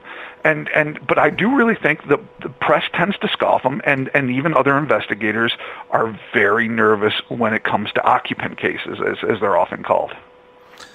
Let's move on to another creature, because there's an eerie waterbound story out of Florida back, I believe, in the 60s called the McCleary Sea Serpent. Oh, that's a horror show. This is one that has literally haunted me since I first came across it. It's one of those ones that, when you're reading a good book, you're settling down for bed, you're there, you get kind of lost in the moment, and then you really wish that is not the book you picked up, because then, A, you're riveted and you're not getting any sleep, and B, say if you're reading Peter Benchley's Jaws, suddenly when you step out of bed to go to the bathroom, the floor is water and you're in terror of everything. I'm sure you know this. I know intelligent, imaginative people experience this when you get immersed in a story and you just have a hard time pulling yourself out. Well, the fact that this is based on what is purported to be a true account makes it even worse, because it's hard not to be scared of things that live in the sea, and it's hard not to put yourself in a position of people that are in jeopardy. Again, Jaws is a classic example of people stuck on a boat surrounded by water, and there's a very deadly predator. Now, we know that's fiction, and it's still terrifying. So suppose that you are one of a group of teenagers, 4 teenage boys, who are just trying to skin dive on this wreck, and you are confronted with what seems to be a voracious prehistoric predator, and you are nowhere near land. And suddenly your friends start dropping off one by one. I'll get into the details of the story. This happened, according to all the accounts, and this some versions of the account appeared in the Pensacola papers at the time. Pensacola, Florida, is the core of this story, and also Fate magazine in May of 1965. But on March 24th, 1962, 5 friends were going to swim off a decommissioned ship that the Navy sank off the coast of Pensacola called the USS Massachusetts. They were going to scuba dive, not skin dive, I apologize, and they were just having fun. The kids involved were 17-year-old Warren Sally Jr., 16-year-old Eric Rule, 15-year-old Larry Bill, 14-year-old Bradford Rice, and the editor, or the person that actually related the tale, I believe he was 19, Edward Brian McCleary. The boys went out on a rubber raft. They got caught in some sharp winds, but not enough to, take the adventurous spirit out of them, so they kept going. They found themselves in a bit of a fog, and then they started getting scared as the fog rolled in, obscuring the sun. The sun's starting to go down. They're not wanting to be on the water anymore. They hear a splashing sound. And we've all been in the, I don't know how many of your listeners says, I've been on the ocean at night with a fog rolling in, and it's just scary. You hear a splash. It doesn't matter what the fish is. You assume the worst. And unfortunately, in this case, it seems like it was the worst. Then they smelled what they said is something rotten, which is often something associated with Sasquatch and other cryptozoological creatures. I don't think there's any direct correlation. I think it's just because meat-eating things tend to have things stuck in their teeth, especially if they're large. So they heard the splash. They smelled this rotten fish, just dead smell, and then they hear a hiss. Then McCleary saw what looked like a 10-foot pole. They didn't know if he was coming on a ship. They didn't know what. The fog was getting thick. Suddenly he realized it was a neck, and a neck attached to a head. Now at this point, and McCleary explains, when you're a diver, you're looking for the most stable place to be. I don't know why the boys did what they did now, but they knew they were close to the partially sunken wreck of the ship. They were in a rubber raft and felt uncomfortable, so they made a swim for it. It ended up being a very bad decision, because as they started making for the battleship, McCleary said he saw this creature which you could say looked pretty much like a plesiosaur, at least what you'd see depictions of, pull down Eric Rule. Then he heard Warren Sally scream, "It's got Brad." Moments later, Sally himself screamed in pain but was lost in the fog. He never heard what happened to Larry Bill. McCleary made it to the boat, stayed there for as long as he could. Then the next day, with the kind of courage that I can't imagine, or just a terror of starvation, made a swim back for shore and reported the deaths of his friends to very skeptical police, needless to say. It must have been the longest swim of his life. I can't even imagine. First off, I have a hard time getting in anything that's not chlorinated. If I can't see the bottom, my mind is going crazy. But after reading something like this, and it's been vetted, and Bernard Heuvelmans, who is the father of cryptozoology, found it to be an interesting case. Some people say the evidence isn't all in, and that's true. It's one of those ones that it gets very sketchy. It was reported in some papers as just a drowning because it seems like McCleary was reticent to tell everything until he told it all to the police. But no matter how you cut it, it is a fascinating and terrifying story of what makes perfect sense. I mean, legends of sea serpents and sea monsters in general have always been very dark. These things are predatorial. These things should be predatorial. They're living in the ocean. They're going to eat whatever is available to them, be it other fish, be it seals, be it human beings. And it just seems like, if this is indeed true, that these boys got caught in the wrong place at the wrong time and basically had a harrowing Jaws-esque experience that, would probably drive most of us to an asylum. Well, when I think of this story, it's easy to say sea monster, but, Florida does have an array of sharks that patrol its waters on a daily basis, from tigers to makos to great whites. They've all been known to feed on humans. Bull sharks once again as well. Are we sure it wasn't a shark that was attacking, or a pack of sharks that was attacking these boys?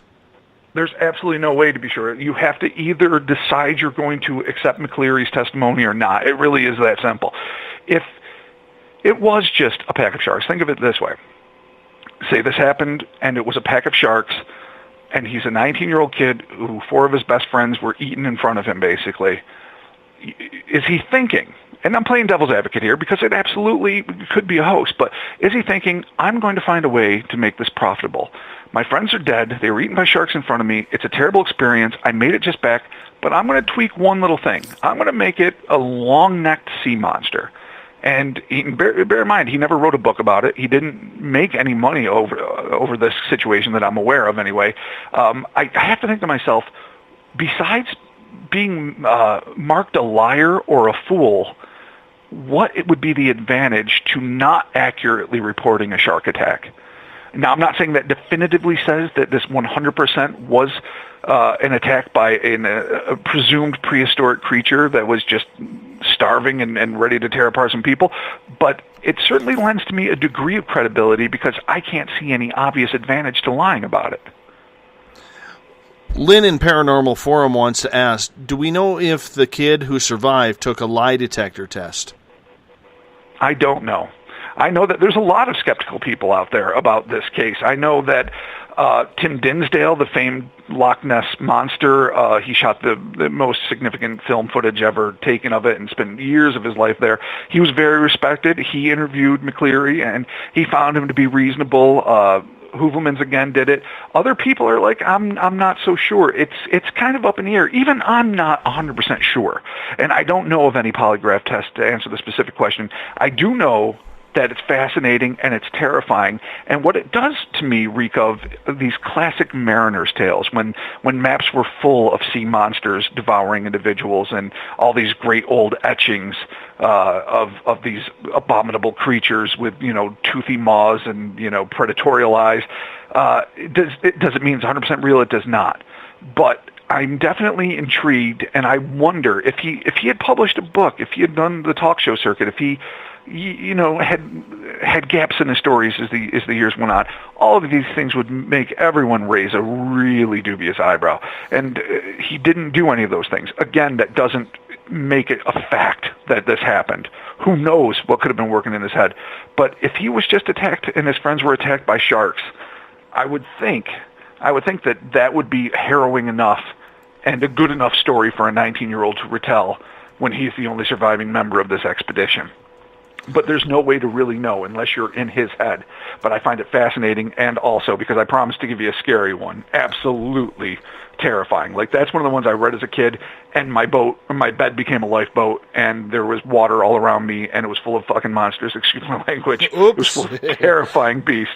Dude, I'm like crapping my pants right now because I don't do the ocean. I'm a meal. I'm not an appetizer. Oh, yeah. I'm not something to nibble on. I am a bloody meal. I have troubles. I'm surrounded in my area by 500-600 lakes. I ain't going in. Oh, absolutely.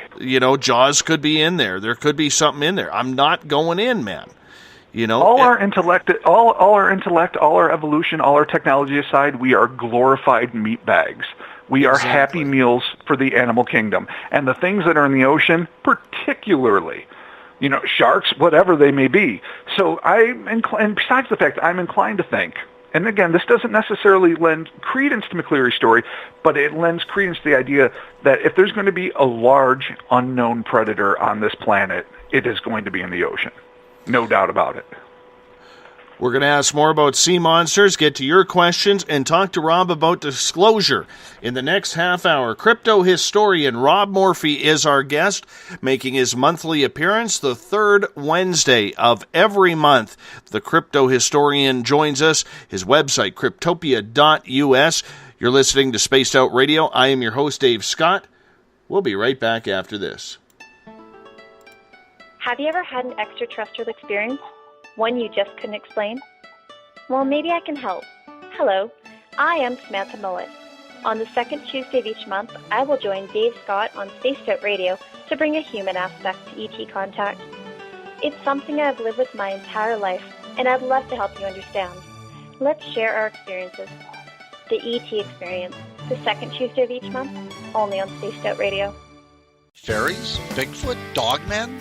Trolls? Goblins? Hey, if it's cryptid in any way, I'm looking into it. Hi there, this is author Ronald Morphy, also known as Spaced Out Radio's Crypto Guru.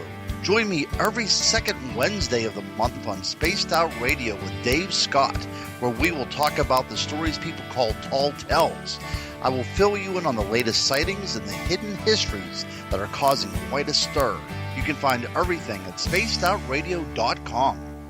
Hi there, this is Jolene with Rivulet Reiki and Readings, and I want you to relax. Let me help you chill out and get in touch with your body, mind, and soul.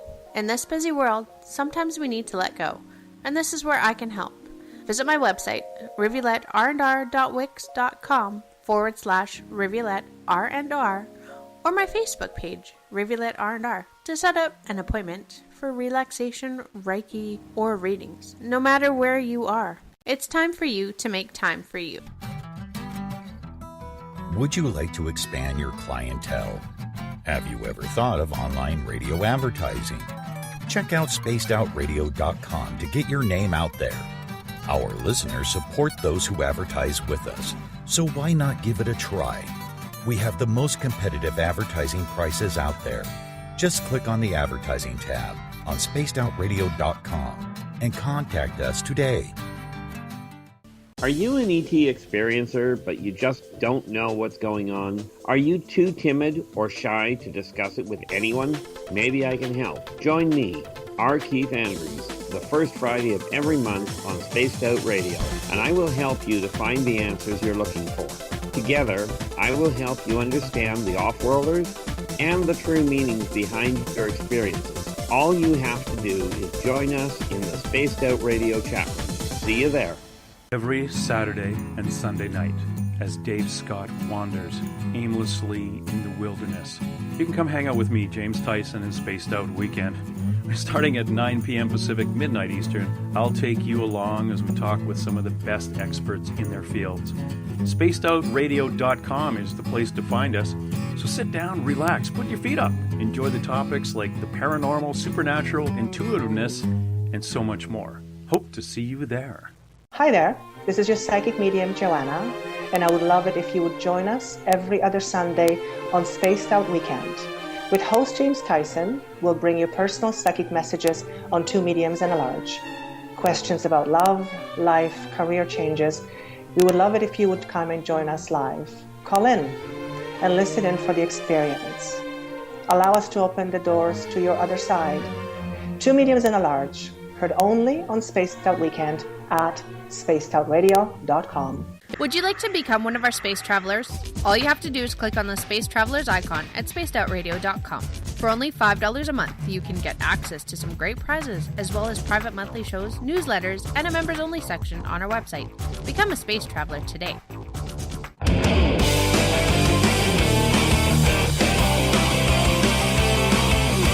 Do you have a topic or a guest that you'd like to hear on Spaced Out Radio? Let us know at spacedoutradio.com, where you can sign up to become a Space Traveler member today. Or you can find us on Twitter at Spaced Out Radio and on our Facebook page, Spaced Out Radio Show.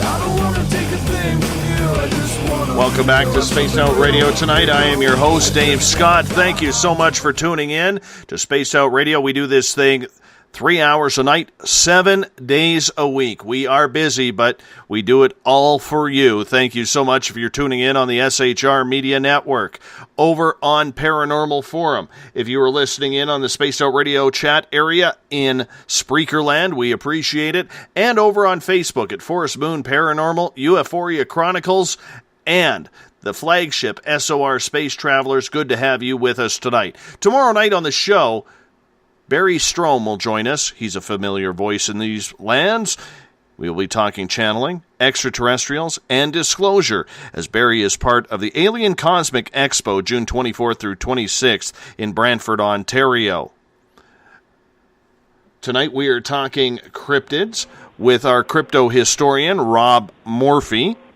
You can find his website, cryptopia.us. This is going to be a rare show where Rob can only join us for 2 hours. He's battling injury from a Bigfoot accident where they stepped into the squared circle, took a bad suplex, and Rob is injured tonight. His back not feeling very good. So Rob's going to join us until the top of the hour, and then in hour number 3, I will be joined by Forest Moon Paranormal's Eric Cooper, as we're going to talk cryptids, hauntings, and what's going on with everything out there. Rob, welcome back. Thank you so much for being with us. Of course. My friend, I want to start off with a question from Lynn in Paranormal Forum. Rob, what is your opinion of elementals like fairies, trolls, and gnomes? It's interesting. Had you asked me this question maybe 10 or 15 years ago, I would have said a product of mythology, mankind's attempt pre-science to explain away certain phenomena. But the older I get, the more open I am not only older, but the more research I've done over the years to the possibility of us sharing this planet with things that aren't actively engaging with us necessarily on a day-to-day level. I mean, you can think about it interdimensionally, you can think about it in a lot of different ways, but I think there's a real serious case to be made for research into these things for a few reasons. One, there is a consistency in the reports, not only ones that run parallel to extraterrestrial encounters or alleged extraterrestrial encounters, but a consistency in the way people have run-ins with what fairy folk or, you know, whatever you might want to call them. I think there's something really primal, and that it speaks to not only encounters that we had in an earlier stage in our development as a species, but also things that might even be able to continue to this day. And certainly I think it will be explicable in some fashion in some future date by what we would call science. But right now it has to, by its very nature, remain in kind of a mystical realm. But I would say it's probably one of the more intriguing chapters or corridors, for better term, of the paranormal world. Certainly one that has a wealth of information for anybody that wants to look into it, and one that certainly deserves some very serious consideration, which is like a 180 from where I would have been as a kid. I was a very straight, hard-nosed, it's either a biological, entity or it is myth, and it's funny how you grow as you get older, and the more you learn to either, I guess, you either become more ground in your ways and more granite-like, or you become more pliable and open to things. And thankfully, I've gone the latter route, and I find these things fascinating. I can't proclaim to be an expert in them, but I think it certainly, bears further research, and it's out there for anyone that wants to do it. I just find it interesting because I've mentioned many times on this show, my daughter, who is 13 years old, when we moved up north, all of a sudden her room at night, usually a couple, 3-4 times a week, is infested with fairies. Wow. She actually sees the lights, the purples, the blues, the pinks, the whites, the greens, the yellows, and they started off at her window, but somehow they were able to morph through, and she's actually seen them in her bedroom. And in fact, sometimes, like in behind our house, we have a greenbelt trail. Sometimes she will actually go sit out there just to be with the fairies. And that's wonderful. And it blows me away because I don't see them. I've seen a lot of weird stuff, but I don't see them around the house. I don't feel them. I don't have that intuition with them. It's her thing. It's her little psychic kinetic ability that has these sightings occur on a frequent basis. And in fact, I've said this on the program before, and it's funny because when I mentioned this with the crypto guru, Ronald Morphy, I actually took some heat on YouTube about it because I won't release a video that she has of one. So what is the reasoning behind keeping it clandestine? A couple reasons. Number one, this group of people, I'm not saying the people listening to this show, but there's a lot of critics out there, okay? And those critics are vile, and when it comes to children, and she is still a child, I don't need my daughter ridiculed. That's parental 101. I don't need her bullied over this. Number two, protecting a child is number one. Absolutely. Exactly. Number two, I don't know how to use anything like Photoshop or anything like that. I'm not a computer guy, and I don't know how or what type of program to use to blur out her face or her friend's face. And I'm not about to give the video to someone to do that because I don't need it spread around. You know what I'm saying? Absolutely. No, those are two very valid reasons. And number three is you have to understand and live up north where it's cold to understand the climate. This happened in winter. There are no bugs. Okay? Bugs are burrowed underground or in trees or cocooned or doing whatever they are. You can see in her window that there is snow on the ground. And at that time, we probably had about a foot and a half of snow, and it's climbing up her window. And in the video, you actually see from the window this, I'm going to say it looks like a bug, okay? Because that's truly what it looks like. And it comes from the window. It flies diagonally up her wall. She has black and blue walls. And it starts doing these weird turns and circles, and then it just flies in this weird direction and disappears. You know. And when I showed it to Ron Murphy, he was like, wow. Like, he goes, I would assume it's a bug, but knowing that there are no bugs in the wintertime flying around because of how cold it is, like at that time it was probably minus 20 degrees outside, bugs aren't going to be around in that temperature, especially up north here. Okay, he's like, you may have something. He goes, I actually believe, knowing the background, that you have something there. So it's really one of those things where I won't, and Joe Mama in Paranormal Forum says in capital letters, do not expose your family, please. That's the reason why I'm doing it. I keep my family very, very secure in this room, in this forum. And I cannot release it. Not that I don't want to, but I just cannot release it because I can't fathom the ridicule that my daughter may take.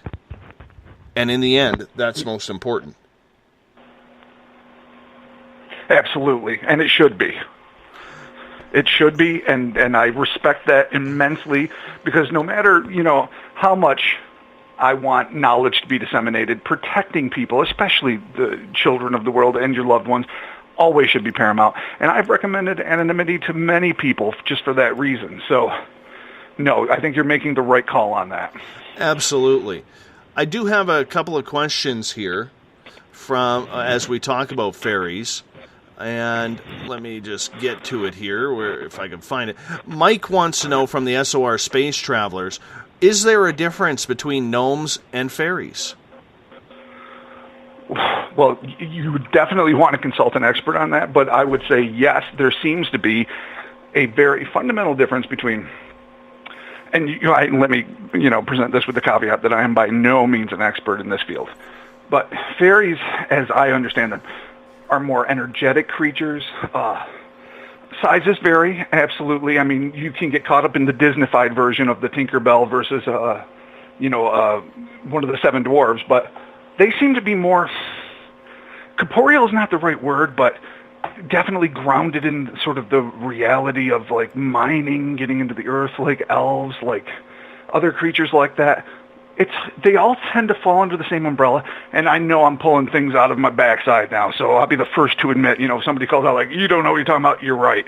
I don't, because this is hard. But one of the things I find intriguing, bringing it back to the more biological level, is that, with the discovery of Homo floresiensis on the island of Flores, and now an even smaller species of hominid, an early human, in the same island chain and on that island, I think there's a very real case to be made that while some of these apparitions probably just defy nature as we know it, others really probably stem from legends of our very real interactions with very small human ancestors.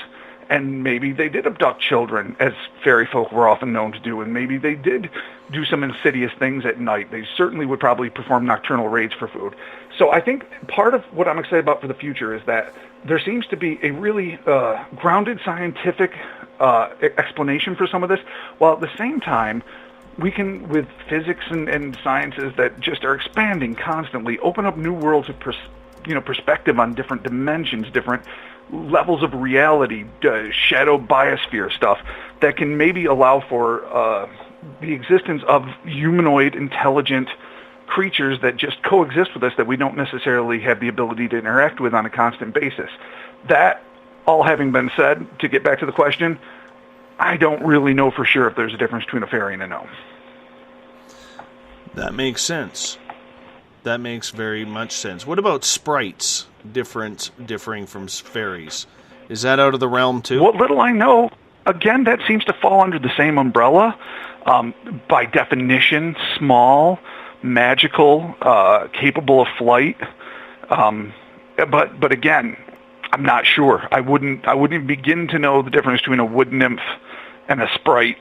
There's people that are experts on that subject and other varieties of it. But to me, this all kind of falls into the umbrella of fairy folk, little people, wee people, a lot of, positive and negative even definitions of it, that, it seems that our ancestors had a pretty fairly regular interaction with, sometimes to their benefits, very often not. And it's certainly worth looking into for anyone that's interested in it. And there's a lot of experts and a lot of books out there for people that are intrigued by this. I want to tackle a little bit here in the final 15 minutes that we have with you tonight, Rob, about disclosure. On cryptopia.us, right on the front page there, you don't talk a lot about aliens. You don't talk a lot about ufology because that's not really what you're about. And I was surprised to see that you actually have a picture of Hillary Clinton and the topic of disclosure on your website. Why is it on there? Well, I'll tell you why. This is where I definitely stray from the cryptozoological purist. Of the 13 categories we have, including aquatic enigmas and avian anomalies and beyond mythology, on and on, one of the things I threw in, just because it's a fascination of mine, is out of this world, which entails encounters with creatures that seem to be in either extraterrestrial or somehow involved with a UFO, that don't fall under the parameters of what people would strictly speaking think is the search for hidden animals, here on Earth, be it under the ocean or terrestrially. But to me, a monster is a monster, and I love it.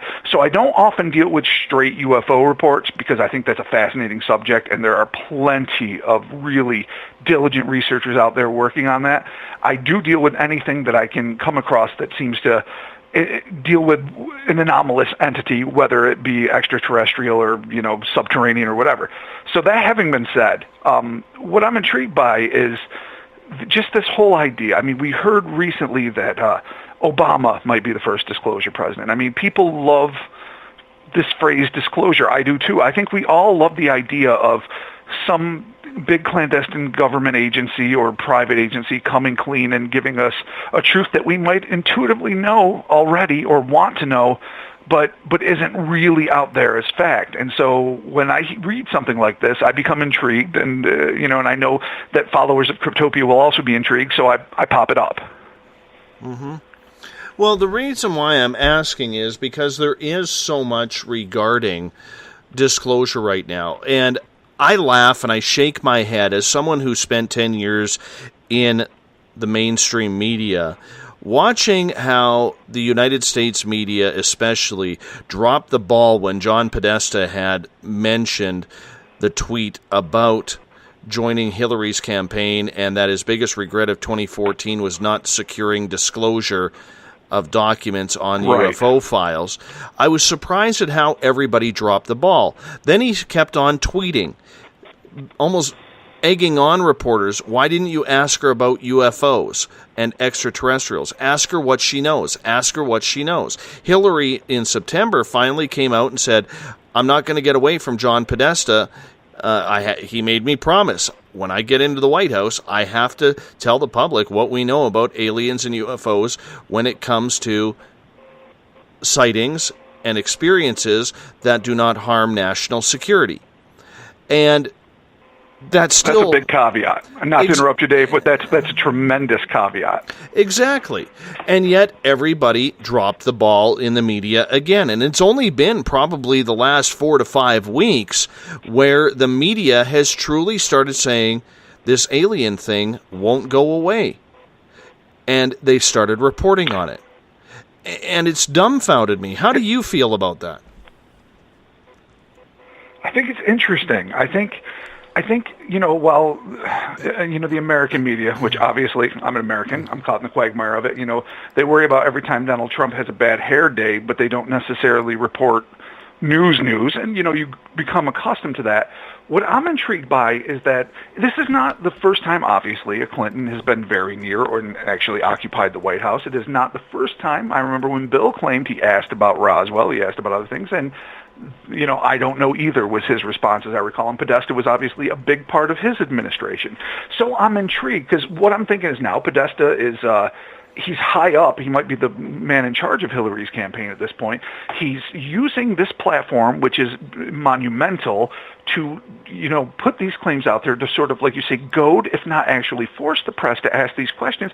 So I'm wondering, what do you know? You've been in the White House before. You've been very close to the seat of, if not ultimate power, very high power. So if there is something to be told, are you privy to it, but just not? You don't have the actual power to make that happen? Or is this going to be the same thing that it always is, a very interested party, that being Podesta, wanting some sort of disclosure, wanting the same information the rest of us have, if indeed it is even being hidden, and that has to be a truth you have to even at least consider, and is this going to just turn into another nothing, like it always does? Because disclosure disappoints more than first dates. You have all this hype, and it just never really comes to fruition in any good way, and it's usually very, very awkward and ends, unhappily. Not always. Maybe that seems to be a little bitter, but I mean, I'm not impressed with the phrase disclosure anymore, because it doesn't happen, and for all the hype, you almost have to wonder, is there anything really to disclose?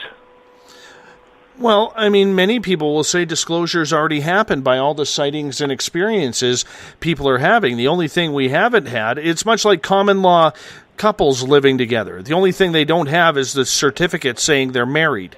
It's the same thing with UFOs. We just haven't had the government come out and say, yeah, they're here. We know about it.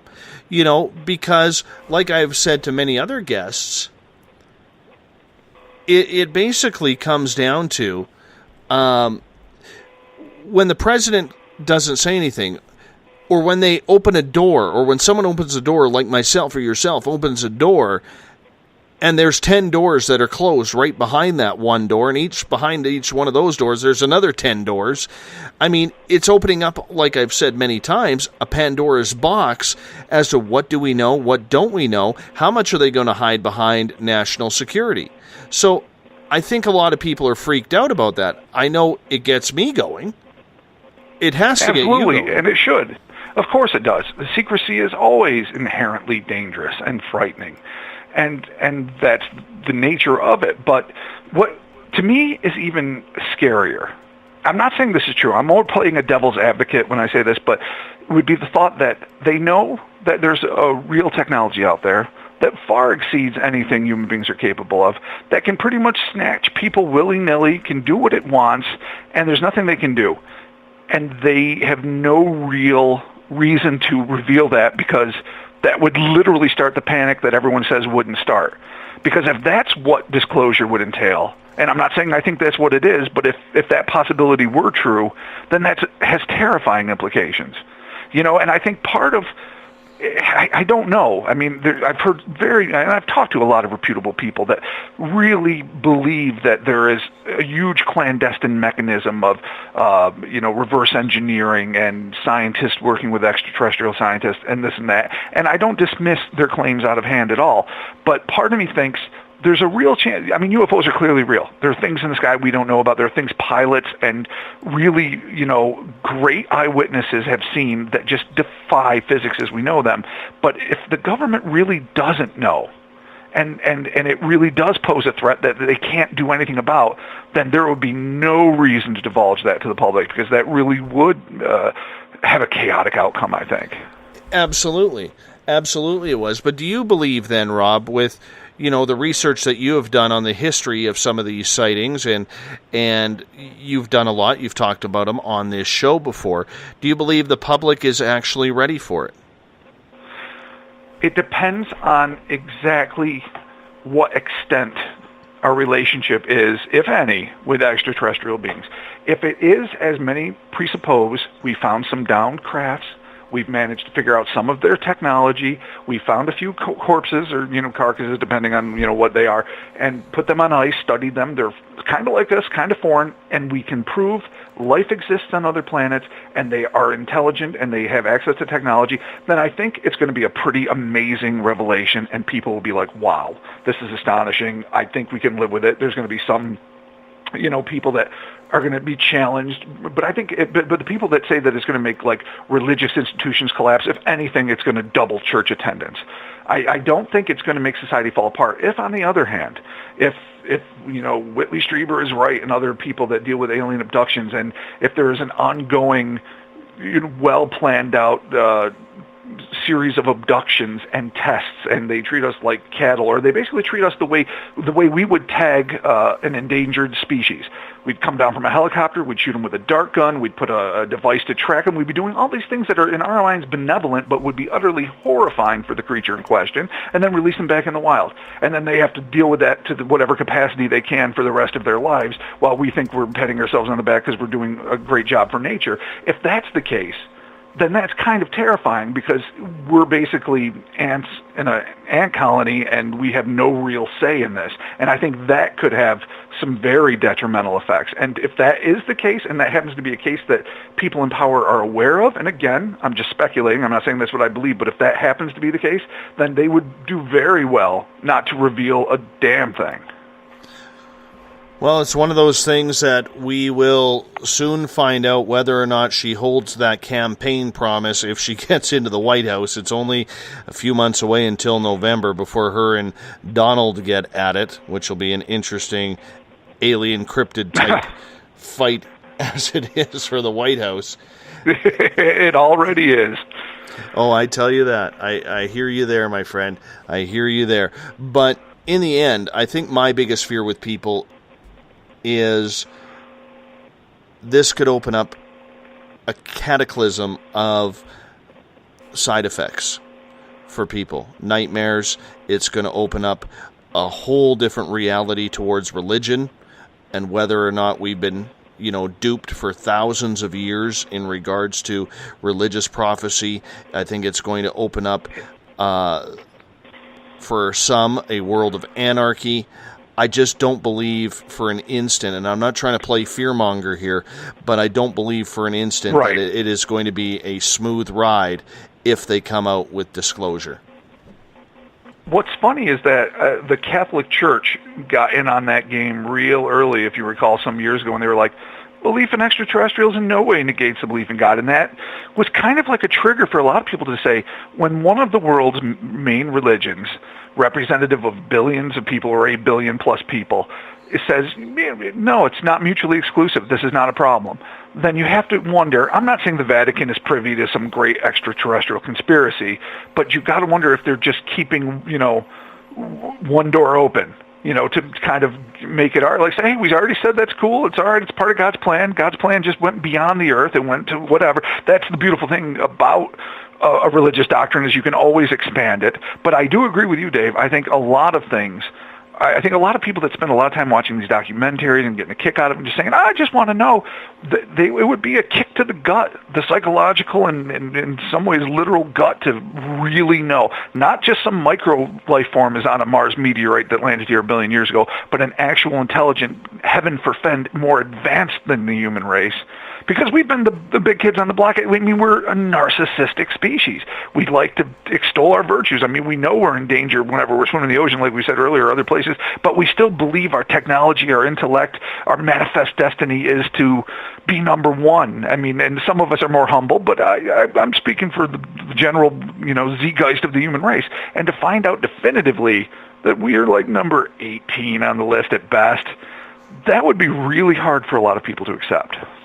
I fully agree, and we'll see, and maybe there will be more information in a month from now when you are on. You are back on this show on Wednesday, July 20th. Third Wednesday of the month. I cannot wait. It went too quick, as it always does. Thank you so much for having me, Dave. I know, my friend. Rob Morphy, our resident crypto historian. And I will let the cat out of the bag that when the New Look website comes on, cryptopia.us will be right on the front page of Spaced Out Radio. I'm excited too, my friend, because well-deserved. You're a big help and a big ratings boost for this show, and you're one of the top guests that we have. So thank you so much, Rob, for being on Spaced Out Radio. Go relax that sore back, my friend. I will, and I just want to say, anybody out there that wants to like us on Facebook, just go to facebook.com/cryptopia.us and just hit the like button. And, the more the merrier, the more people, just like with Spaced Out Radio, the more people we can get in on the discussion, the more fun we have. And thank you again so much, Dave. It's really one of the highlights of my month. Absolutely. We'll do it again on the 20th of July, and we'll see you soon, my friend. All right. Take care. Bye-bye, guys. Take care. Rob Morphy from cryptopia.us. He is our monthly contributor when it comes to the history of cryptid sightings around North America and the world. His stories are just freaky. Just freaky. That's why we love having him here. You're listening to Spaced Out Radio. I am your host, Dave Scott. We're going to be joined with Eric Cooper from Forest Moon Paranormal right after this break. Become more intimate and interactive with Spaced Out Radio. Join our Space Travelers Club with your new membership. For $5 a month, we'll provide you with special access to the website, monthly prize draws from books to psychic readings, along with monthly newsletter, private interviews, and more. Sign up today to be part of Spaced Out Radio's experience. Every month on Spaced Out Radio, we look into the deep and dark reports of cryptids roaming around the world with me, Rob Morphy from cryptopia.us. I would love it if you would join me and host Dave Scott as we delve into the most arcane stories and reports regarding creatures of the unknown.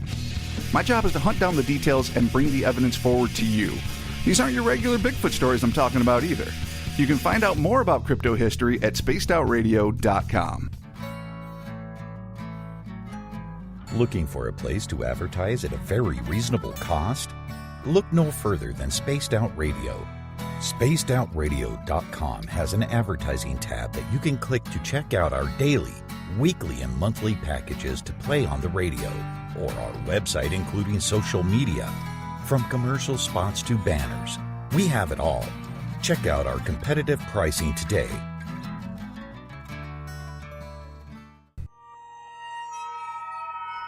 You hear footsteps in the empty room above you. A rocking chair begins rocking by itself. Don't be afraid of the things that go bump in the night. Reach for Spirit Storybox, the iPhone app the Huffington Post UK called the only ghost hunting app you will ever need. Spirit Storybox. The spirits are telling their stories. Are you listening? Strange creatures lurking in the night, the sounds of wood knocking in the forest, odd happenings right out of a fictional world. These are the reports I love. Hi there, this is author Ronald Murphy, and I would love it if you join me and Spaced Out Radio host Dave Scott the second Wednesday of every month on our journey into the unknown land of cryptozoology at spacedoutradio.com. From Mothman to Frogman and everything in between. Hey, they don't call me the crypto guru for nothing. Is the 24-hour world starting to wear you down? Let me from Rivulet Reiki and Ratings lend you a hand. Hi, this is Jolene, and if you're in need of Reiki or a realm reading, come to my website, rivuletrr.wix.com/rivuletrr, and let us help you out. At Rivulet, I specialize in healing your body, mind, and soul, no matter where you are. And be sure to check out the Rivulet R&R Facebook page for your best deals. Remember, it's time for you to make some time for you. Find yourself constantly looking up in the sky, looking for answers? Have you had extraterrestrial contact? Are you an abductee? Looking for answers to your experiences? Hi there, I'm R. Keith Andrews, Spaced Out Radio's resident ET expert. Join me live the first Friday of every month where I take questions from the Spaced Out Radio chat room and help you understand those from the far-off world. It's 2 hours of knowledge every experiencer should listen to. Hope to see you there. Did you know that Spaced Out Radio runs 7 days a week? Hi, it's James Tyson from Spaced Out Weekend. Every Saturday and Sunday night, starting at 9 p.m. Pacific, midnight Eastern, you can join me and my guests for some great chatter about what's going on out in the universe, or even in that dark part of the basement you really don't want to go back into. Well, let's find the answers to your experiences together. So come on up to Uncle Jimbo's cabin on the weekend. For more information, look us up at spacedoutradio.com.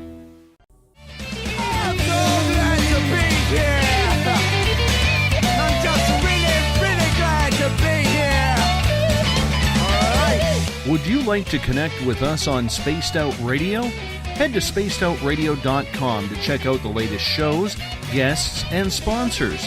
And don't forget to sign up for the Space Travelers Club. You'll find all you need at spacedoutradio.com.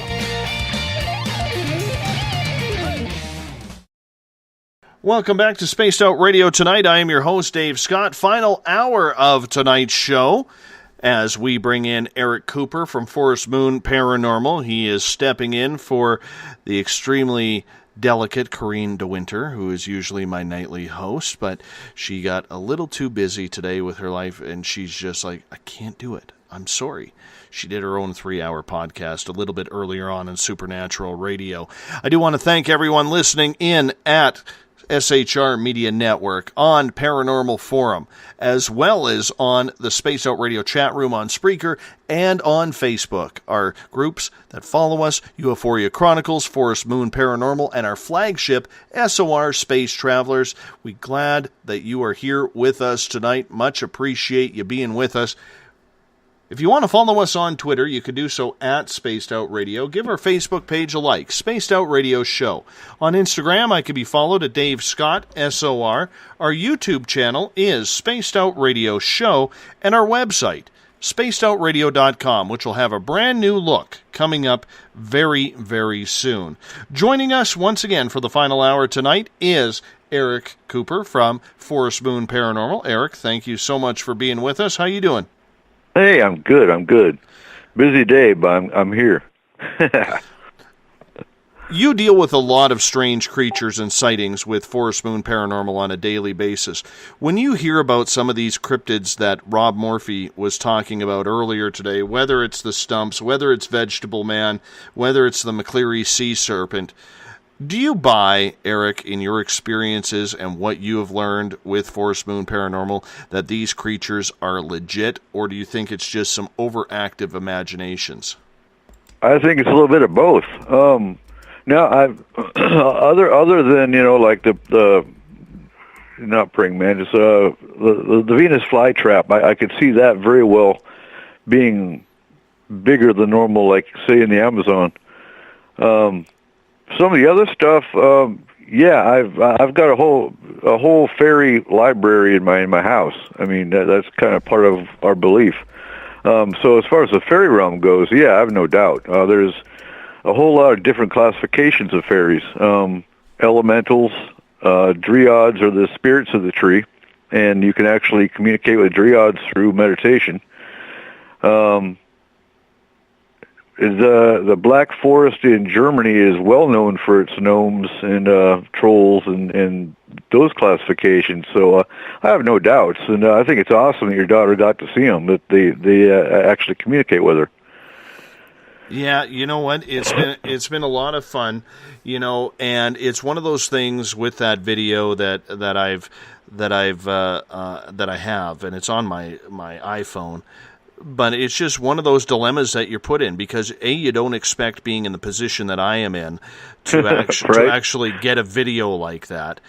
B, with the sightings that I have seen, when I had my own personal communication, I was basically told anything I do that they whoever they are, and I have no clue who they are, they don't want me doing anything when it comes to filming, recording, anything like that. It's kind of like my own personal agreement, or like we've heard so many times with ET contactees about that we signed an agreement, you know what I'm saying?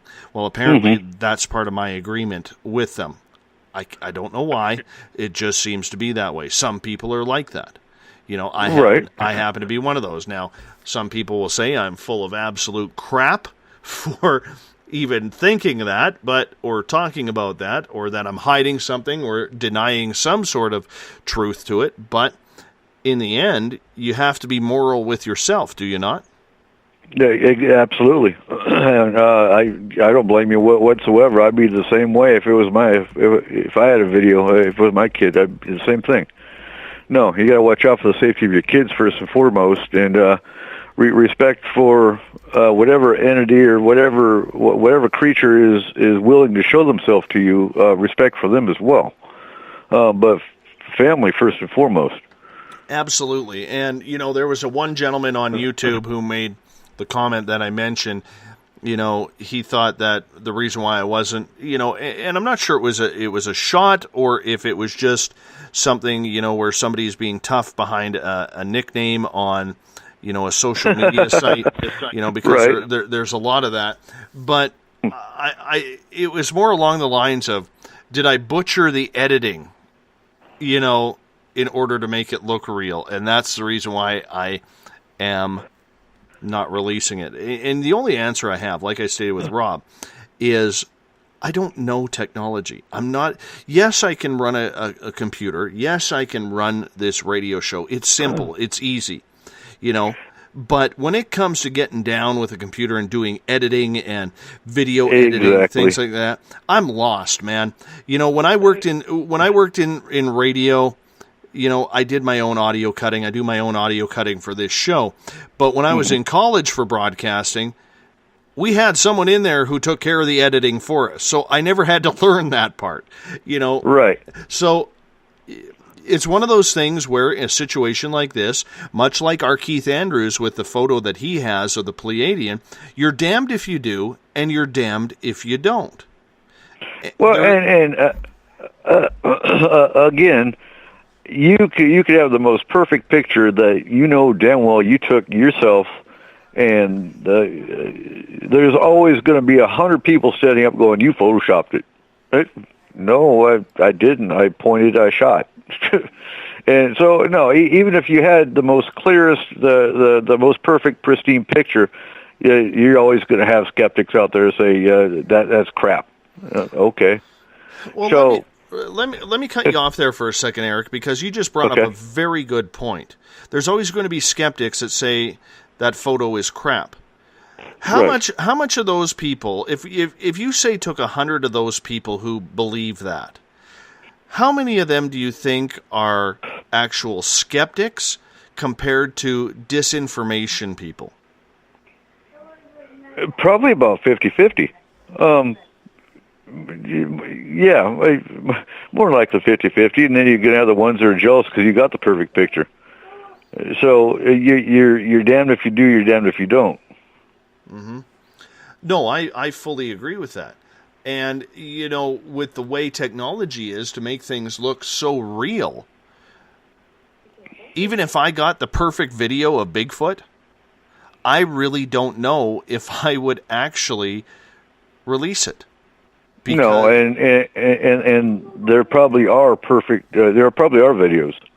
But again, do you really want to put him in jeopardy? And I completely agree. The same way, just like with the Bigfoot walk, Tyler's going to take at the Paracon. He's not going to take people to his normal spot. He's going to take people to spots that he knows. Okay, they might see something, but no, you don't ever put these creatures in jeopardy. I completely agree. But is it putting them in jeopardy, or is it putting yourself in jeopardy because there's a real human element in regards to anything, whether it's extraterrestrial, whether it's cryptid like Bigfoot or fairies or gnomes, whether it's a sea monster? I mean, you're on the West Coast. We have a bunch of sea monsters all through Washington State, British Columbia, right down, never mind the Cadborosaurus that seems to be wandering around the oceans between Oregon and Alaska. Right. I haven't looked into a whole lot. That's an area I have to look into. I haven't looked into sea monsters a whole lot. I'm not a water person. I'm forest. I'm mountains. Water, now in the Forest Moon Paranormal Library, we have a whole lot of. I've got a lot of 1800 type stuff, books that are in there from the 1800s that go into sea creatures, go into forest creatures, that kind of thing. I have to break them out, but yeah, mermaids always intrigued me too, because I mean they've got that video about the mermaid that's been released 2 or 3 years ago. That if you look at that, is it fake? Anything's possibly faked, but if you look at the way the mermaid moves, if you look at, I think it'd be awesome to see a mermaid.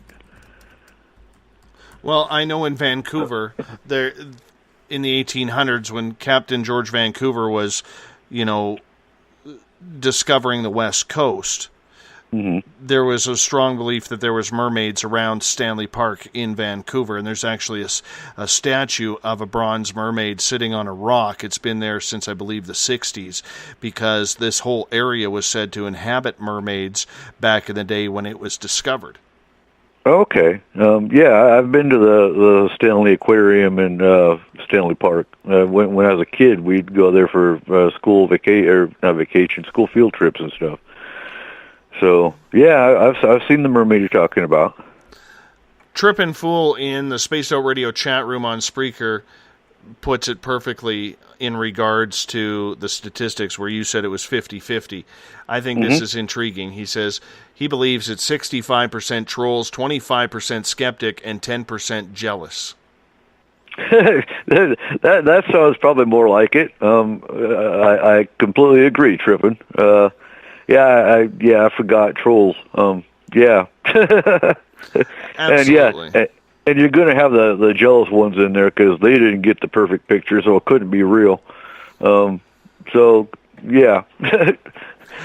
Galen has a question for you, Eric, in the Space Out Radio chat room on Spreaker. Do you think, Eric, fairies, gnomes, may be from other planets that got stranded here on Earth many years ago? There's always that possibility, but no. I think they're dimensional. Don't ask me how I know or why I know, but no. And it does go back into the what Rob was talking with Jacques Vallée. Jacques Vallée, I can't remember exactly. I think it was Dimensions. It was the book he wrote, where he did correlate or compare alien abduction with fairies. And yeah, there's a lot of similarities as far as they can both go through walls. They can. The difference with fairies are tricksters. Fairies are the ones, and it's hard to differentiate between fairies and spirits because both of them. You put your keys down on the table, you turn your back, and all of a sudden your keys are gone, and they're put over the mantle or some obscure place that you wouldn't even think about putting them. Then you got the sparklies in the corner of your eye. Well, that could be a migraine too. If you don't get migraines, then yeah, I would say fairies. There's a lot of similarities between many aspects of the paranormal.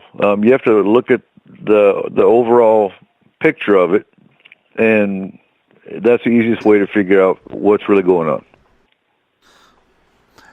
Eric, when it comes to some of the things your group, Forest Moon Paranormal, deals with, how often are you dealing with cryptids? And I'm not just talking Bigfoot. We'll get into Bigfoot in a minute. But are you dealing with some strange creatures there in northern Washington state that just have no explanation? No. Bigfoot's the only one we've dealt with. Anything else? No, it hasn't come to my attention. Now, over the years, when I first got into paranormal research, yeah, I was studying Mothman. Nothing in this area, though. But I studied Mothman, Chupacabra. That was about it, as far as the cryptid side goes. I got a question for you from Captain Bob in the SOR Space Travelers. He is asking, Eric, do you know anything about the German Nazi Virile Society, the long-haired psychics of Hitler's regime? No.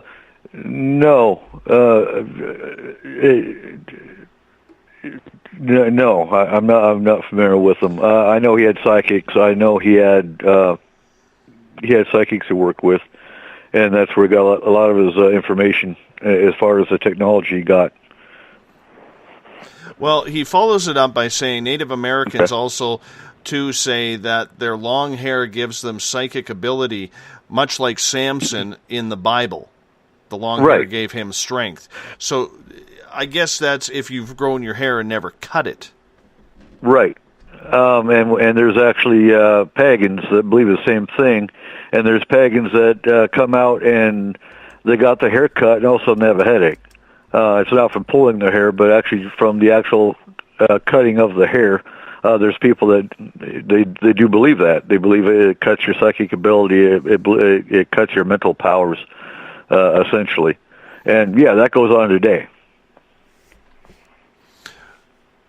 Let's talk about Bigfoot then. That is seen all over Washington State, right up here into British Columbia, down into Oregon and California.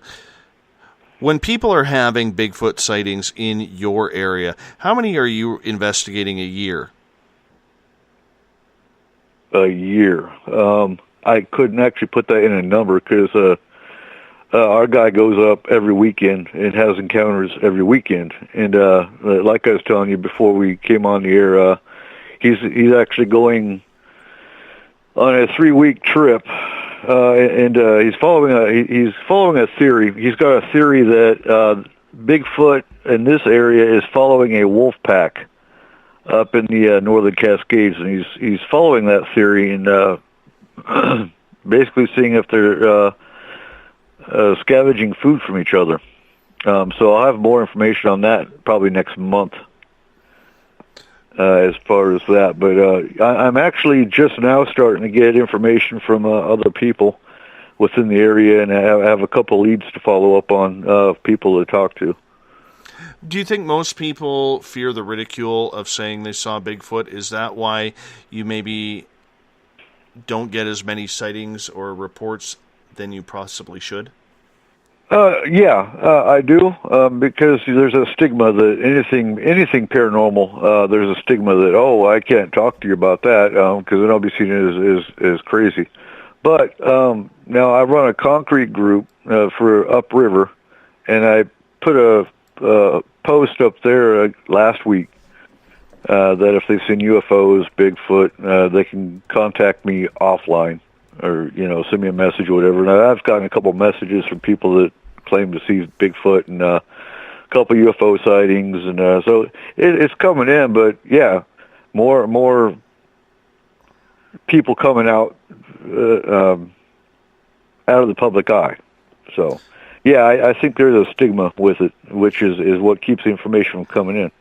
Do you see, though, that stigma may be starting to drop, much like we all hear the veil is falling or the veil is thinning, that people are starting to become more accepted, of their experiences and are looking for people to report to? Or do you think there is just that whole fear and ridicule that is still out there that people really don't want to subject themselves to? I think it can go either way, because, now you've got Clinton coming out with the disclosure thing, and if they're going to see Clinton and the government saying, oh, we're going to disclose what we know, it might make some of them step out a little more. Time will tell. See what happens the rest of this year. Well, we talked a little bit about disclosure with Rob. We've been hitting disclosure pretty hard this month, and next week when we have Grant Cameron and Steve Bassett on, we're going to go back-to-back very hard on the disclosure theme. What is your opinion as someone who investigates alien sightings, alien abduction, alien contact, in regards to the public's perception of disclosure? Do you believe, as a former military man and veteran, thank you for your service, that the public is ready? I don't. I think it can go either way. Like we were talking at the last roundtable, I think if they wanted to take this the right way, they have the Pope come out and have the Pope address it. Because then they're going to hear their religious leader, for most of them, even if they aren't Catholic, a lot of people still see the Pope as a highly religious figure. If they have the Pope come out and talk about it, then it'll be a lot more accepted. Whereas if you just have Clinton say, "Yep, we've been to Area 51 and there's aliens there," yeah, it'll be a mess. How do you think the military will react, being a former military guy yourself? I think most of the military already know, and then they'll have to deal with the repercussions, essentially. Do you think that there is a training plan in place if disclosure comes up, that the military will have to be on guard for any type of situation, say, regarding anarchists or religious sects? I'm not saying all religions, but certain religious sects, basically right, saying, the world is coming to an end, this is the apocalypse, and going crazy. Anarchists are going to say, well, humans don't control us. We're just going to go crazy until the aliens come and, blow us up or something along those lines. Do you think the military prepares for situations like that? I think they already have plans in place. It's called MOUT training. That's where they do urban warfare. And, you've got a lot of infantry units that are trained in military, police, and security tactics. And I have no doubt that they have those those in place. And they'll more likely have National Guard units come in and handle that versus active duty, because active duty they'll have on standby for any other global missions that come up. So, do you know, in your best knowledge, if there is certain groups, whether it's on the East Coast, West Coast, and I apologize, I don't know my military terminology that well, so forgive me, but do you think there are certain units available or that are specified for that day? Or do you think because Hillary has come out very strong on the advocacy of talking about extraterrestrials and everything that goes along those lines in her disclosure plan, as long as it doesn't hurt national security, that they are going to be saying, we have to prepare for this? I think the day she came out and talked about disclosure is the day they probably alerted some of the ready mobile units, striker brigades for one. The striker brigades, rather than having tanks rolling through streets, strikers are wheeled vehicles, and they're made to be modified with any kind of weapon that a tank can use. So, and that's where MOUT training comes in. But I'd say most of the striker brigades, which are on every coast, are the ones that will be readily active and ready to roll. Well, you know what? It brings up another part. Is it a combined joint military effort that would be preparing for that? Would it be just the Army, which you're a veteran of, or would it be the Marines, the Navy, or possibly, more likely, the Air Force, since if all of a sudden UFOs start coming in to land and introduce themselves, they're going to need an escort in? It's going to be a joint effort. Army, Marines would probably join together on ground warfare or ground peacekeeping, whatever. You got the Navy is going to go out because you got USOs that will probably be coming up too, which are unidentified submergible objects, which you don't hear a whole lot about. I have recently. And then, of course, you're going to have the Air Force, like you said, escorting. Eric, we're going to hop out for a break here, our final break of the night here on Spaced Out Radio. Eric Cooper from Forest Moon Paranormal joining us right now for the final hour of this show. We were joined in the previous 2 hours by our crypto historian, Rob Morphy. He will next be on this program on Wednesday, July 20th, the third Wednesday of every month. You sit tight. We got half an hour to go here on Spaced Out Radio. I am your host, Dave Scott. We'll be right back. Are you an experiencer? Have you had run-ins with strange creatures you can't explain? ETs, Dogman, Bigfoot, werewolves? They're enough to scare the daylights out of anyone. Hi there, I'm Butch Witkowski from your 4-Cop. And on the last Monday of every month, you can listen to me and the host, Dave Scott, talk about the weird and the strange being reported on Spaced Out Radio. I'm going to bring my investigations and sources, you bring your experiences, and we'll figure out the rest together. Strange Days on Spaced Out Radio. Come tune us in at spacedoutradio.com. Are you interested in advertising on Spaced Out Radio? Head to our website at spacedoutradio.com and click on our advertising tab. There you will find an assortment of ways you can get your product out there with us. From the radio, commercials, to banners, to social media. Have a product you'd like our host to endorse? We can do that too. Visit spacedoutradio.com for more details. Visit purpleplates.com today. For over 40 years, the Purple Energy Plates have been delivering amazing results for their many customers. Inspired by the great genius Nikola Tesla, the harmony, healing, and energetic effects of the plates have proven over and over to be beneficial and often miraculous to thousands of customers. With their money-back guarantee and the many benefits, how can you afford not to get one? Check their site for daily specials and choose from their many energy products. You won't be sorry. Right right here. This is where we divulge the fruit of our research here on the Webster Phenomena every Saturday night at 8 p.m. Pacific, 11 p.m. Eastern on Spaced Out Radio. Attention Spaced Out Radio listeners, for only $5 a month you can join Spaced Out Radio Space Travelers. Your membership at spacedoutradio.com will give you access to private fan area on the website, get you a monthly newsletter, draws for monthly swag, and a whole lot more. Sign up today to become a part of the Spaced Out Radio experience.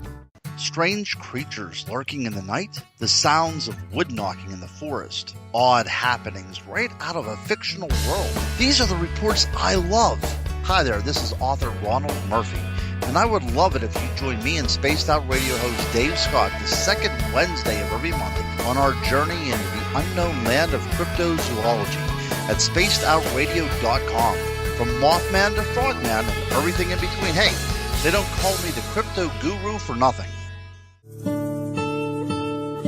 Greetings and salutations, space travelers, from the Chronicles of the Unknown team. What is Chronicles of the Unknown?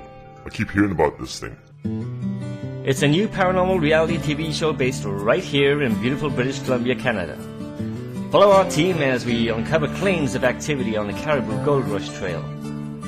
You can also follow us here every third Monday, where two members of our team will be available to answer your questions. We'll give you some equipment updates and some of our experiences on the road, right here on Spaced Out Radio. Did you know that Spaced Out Radio runs 7 days a week? Hi, it's James Tyson from Spaced Out Weekend. Every Saturday and Sunday night, starting at 9 p.m. Pacific, midnight Eastern, you can join me and my guests for some great chatter about what's going on out in the universe, or even in that dark part of the basement you really don't want to go back into. Well, let's find the answers to your experiences together. So come on up to Uncle Jimbo's cabin on the weekend. For more information, look us up at spacedoutradio.com.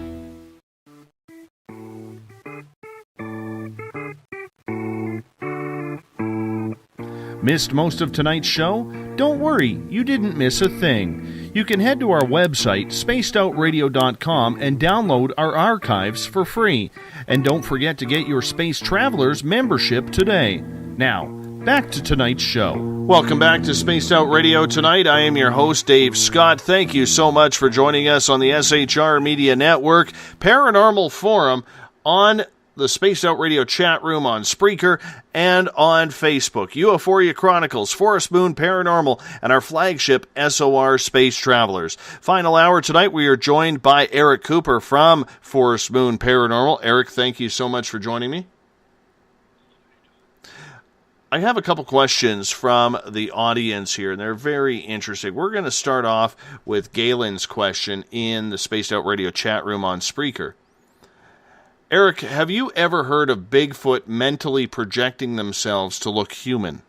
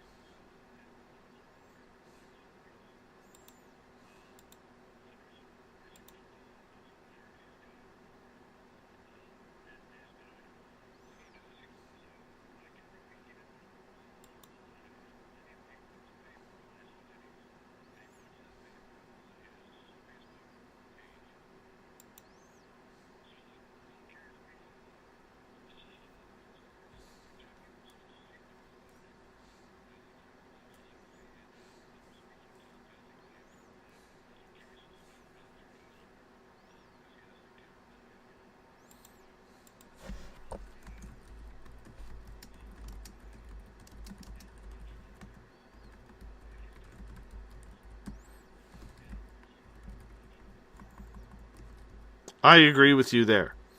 I think that's the biggest reason why we haven't found a body, and I think most investigators out there, and I would put them in the 90 to 95% category out there, are frustrated by that fact because of the fact that they are looking at a creature almost like a humanoid or a hominid or Nephilim, whatever you want to call it, Gigantopithecus, but they refuse to look at the possibility or the plausibility that there is evidence that this is a mystic-type creature that does have supernatural ability.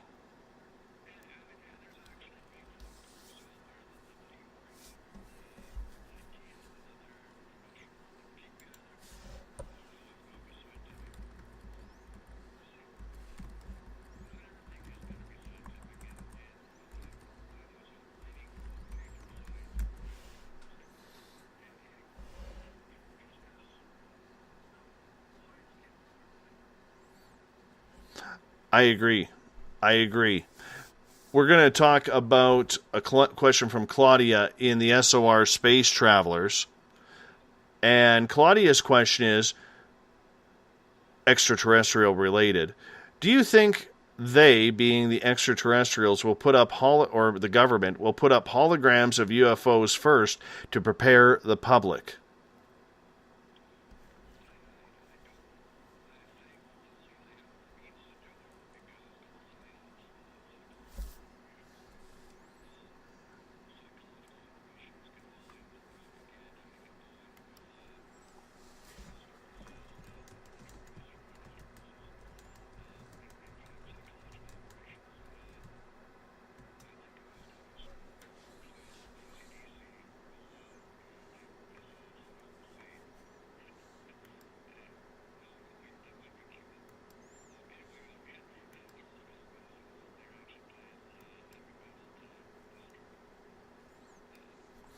Wasn't that for Manuel Noriega?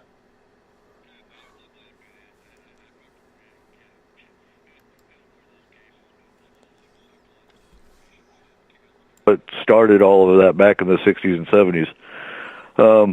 But do they have the means to? By all means, they have the means to. But will they? They do that kind of propaganda with movies. Look at Independence Day. Just the concept that aliens would come in and destroy, Earth and whatnot. That's how they're using propaganda to what's the word I'm looking for? To acclimate humans or the population into the concept that there's aliens. I do have to, Eric, I do have to apologize to our listeners because I had a real rookie mistake. I forgot to turn your mic on. So everybody heard me. Everybody heard me. But, what an idiot. I mean, what a rookie mistake. I'm going to kick myself in the ass for this one. See, I'm smiling and joking about it now, but it's one of those things where, the minute I get off the air, there's going to be a lot of F-bombs dropped. Like, what the Sam hell are you doing, rookie? You've been doing this for so long. Let's get back to Claudia's question here in regards to, I'm scrolling up here now. I gotta find it. You mean I've got to remember all this information? Oh my gosh! Well, you know what? This is why you are the Forest Moon Paranormal resident witch. You have a memory of an elephant, and I used to. On a serious note, you were mentioning about psyops, that the government does have the ability to talk and to project different. Okay, are we on the psyops question, or are we on the Bigfoot projection question? Well, let's go on the psyops question first. Okay.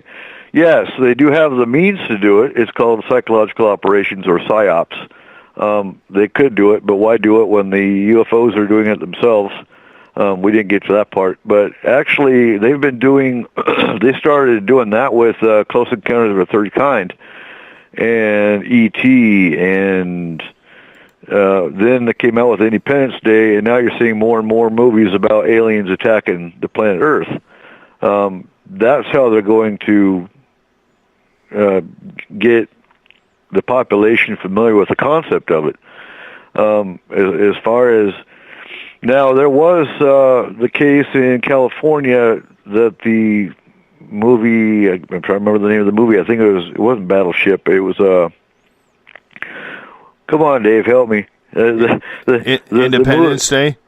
No, it wasn't Independence Day. It was a movie where the military was shooting into the sky at lights. It wasn't Battleship, though. It was another movie. And that was a real case. They actually saw UFOs in the sky over the California coast, and the military started shooting at random. 1941. It wasn't that one either. Oh, damn it. I'm not going to go to sleep now.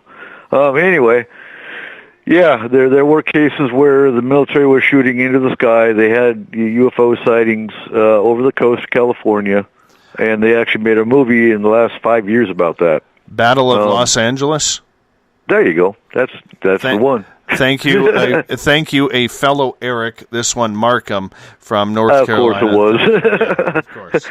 Right on. Yeah, that was based on a real incident. And now I can sleep tonight. But anyway, yeah. So a lot of the movies that you're seeing come out are based on a little bit of fact here, a little bit of fact there. And it's basically to get the population comfortable. I won't say comfortable, but familiar with the idea or the concept that there are aliens here, and that they could at any time, if they wanted to, attack the planet. So do they need to put optical illusions in the sky? No. They have enough cases.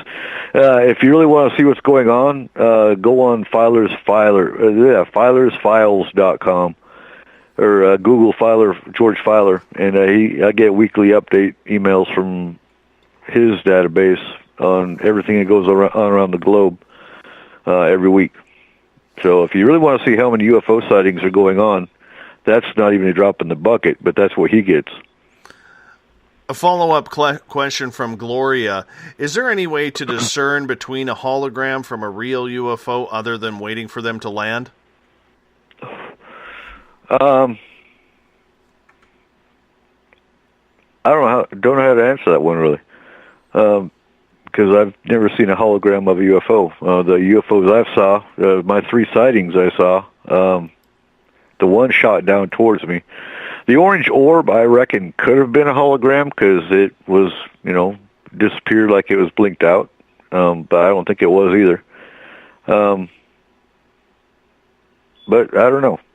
Other than some holograms actually have like a wavy appearance to them. Seth has a question in the SOR Space Travelers. Eric, what is your opinion? Yeah, you'll actually be on the Seth Kinsey show tomorrow night. Yeah, tomorrow night, 5 p.m. Pacific Standard Time, from 5 to 8. That'll be a good show. I'm going to try and get in for that one as well. Seth's question for you is, Eric, has it ever crossed your mind that maybe aliens might create a synthetic theatrical to dupe us into thinking that the second coming is upon us? I think I wouldn't even go there. I think you have enough false prophets out there that do it themselves to where I don't think aliens have to. They probably sit there and laugh at all these false prophets that are going, yep, it's the end of the world in a month. And here comes the month, and then we're still here. So I don't think they have to. I think they laugh at humans as it is. Mm-hmm. Joe has a question in the SOR Space Travelers, and that is, have you ever heard of Bigfoot wiping out a broadcast of a radio show about Bigfoot when the questions get too personal?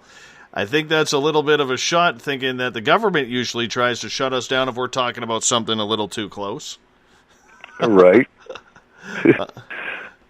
Good. I don't think Bigfoot gets close enough to an antenna. Well, actually, I don't know. There's some antennas that are up in Bigfoot territory, so maybe. You never know. Shar in the Spaced Out Radio chat room wants to ask you, does the government use holograms of aliens? I don't have any proof or haven't heard of that one. No. I'll be getting some information here. Give me a couple months, and I'll actually have some sources that I'll be asking a bunch of questions of. Have you ever seen an alien? I've had 2 encounters of my own of the reptilians. That's why I despise the little bastards. And yes, Joe, I keep my pointy stick right next to me all the time. You've never seen a gray, though? No, I have not. I've seen... I can't say I saw them. I felt them, and I knew they were there. And it's hard to explain to anyone that, yeah, you have to be there to know.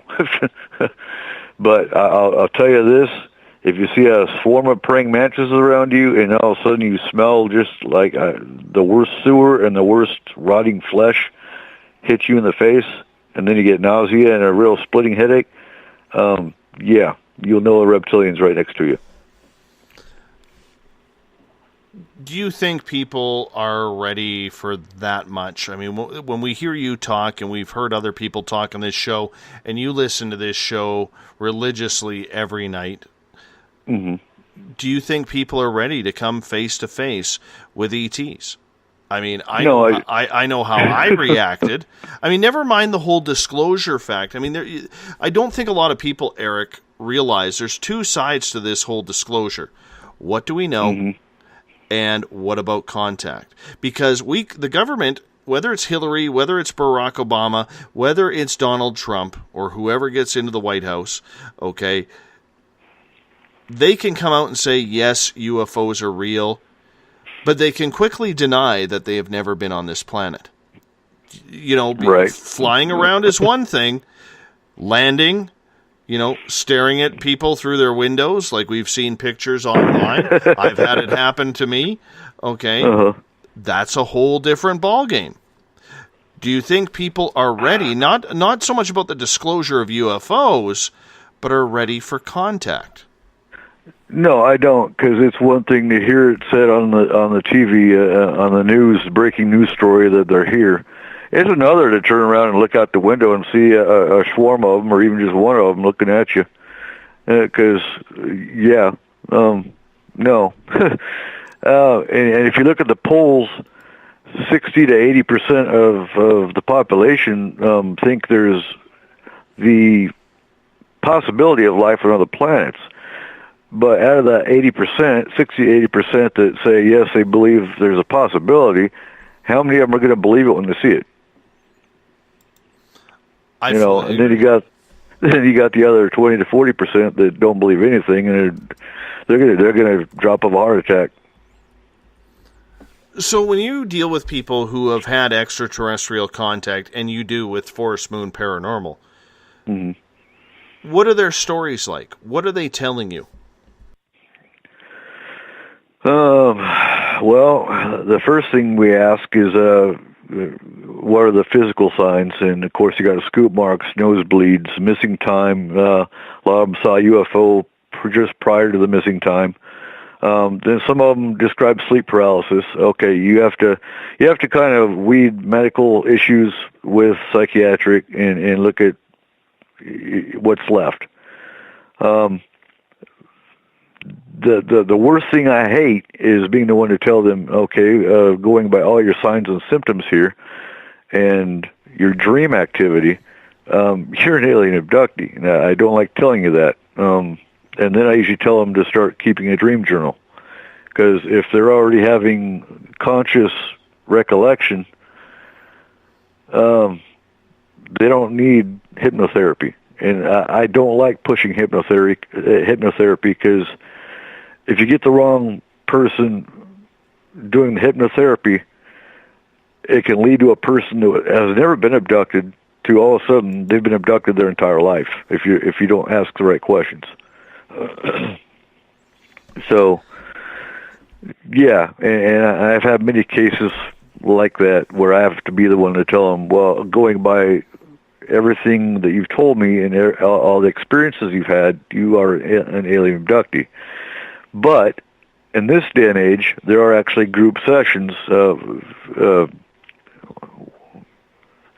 groups of people that get together that are abductees, and they find a lot more solace knowing that there's other people out there like them.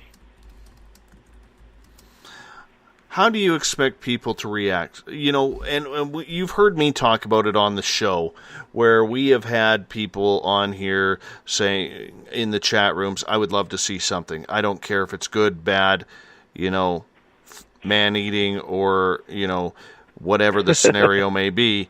I need to experience something. I need to have this belief. And you've heard us say, be careful what you wish for, because you don't know what you're dealing with. When you are talking to people in regards to the experiences they've had, or you have that conversation away from what you're doing online with Forest Moon Paranormal or helping out with Spaced Out Radio like you are tonight, when people bring that question up to you, Eric, what do you say to them?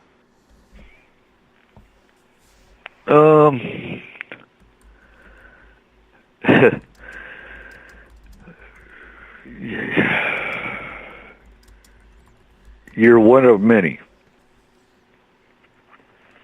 I mean, really, what are the numbers? We have thousands of people that get abducted.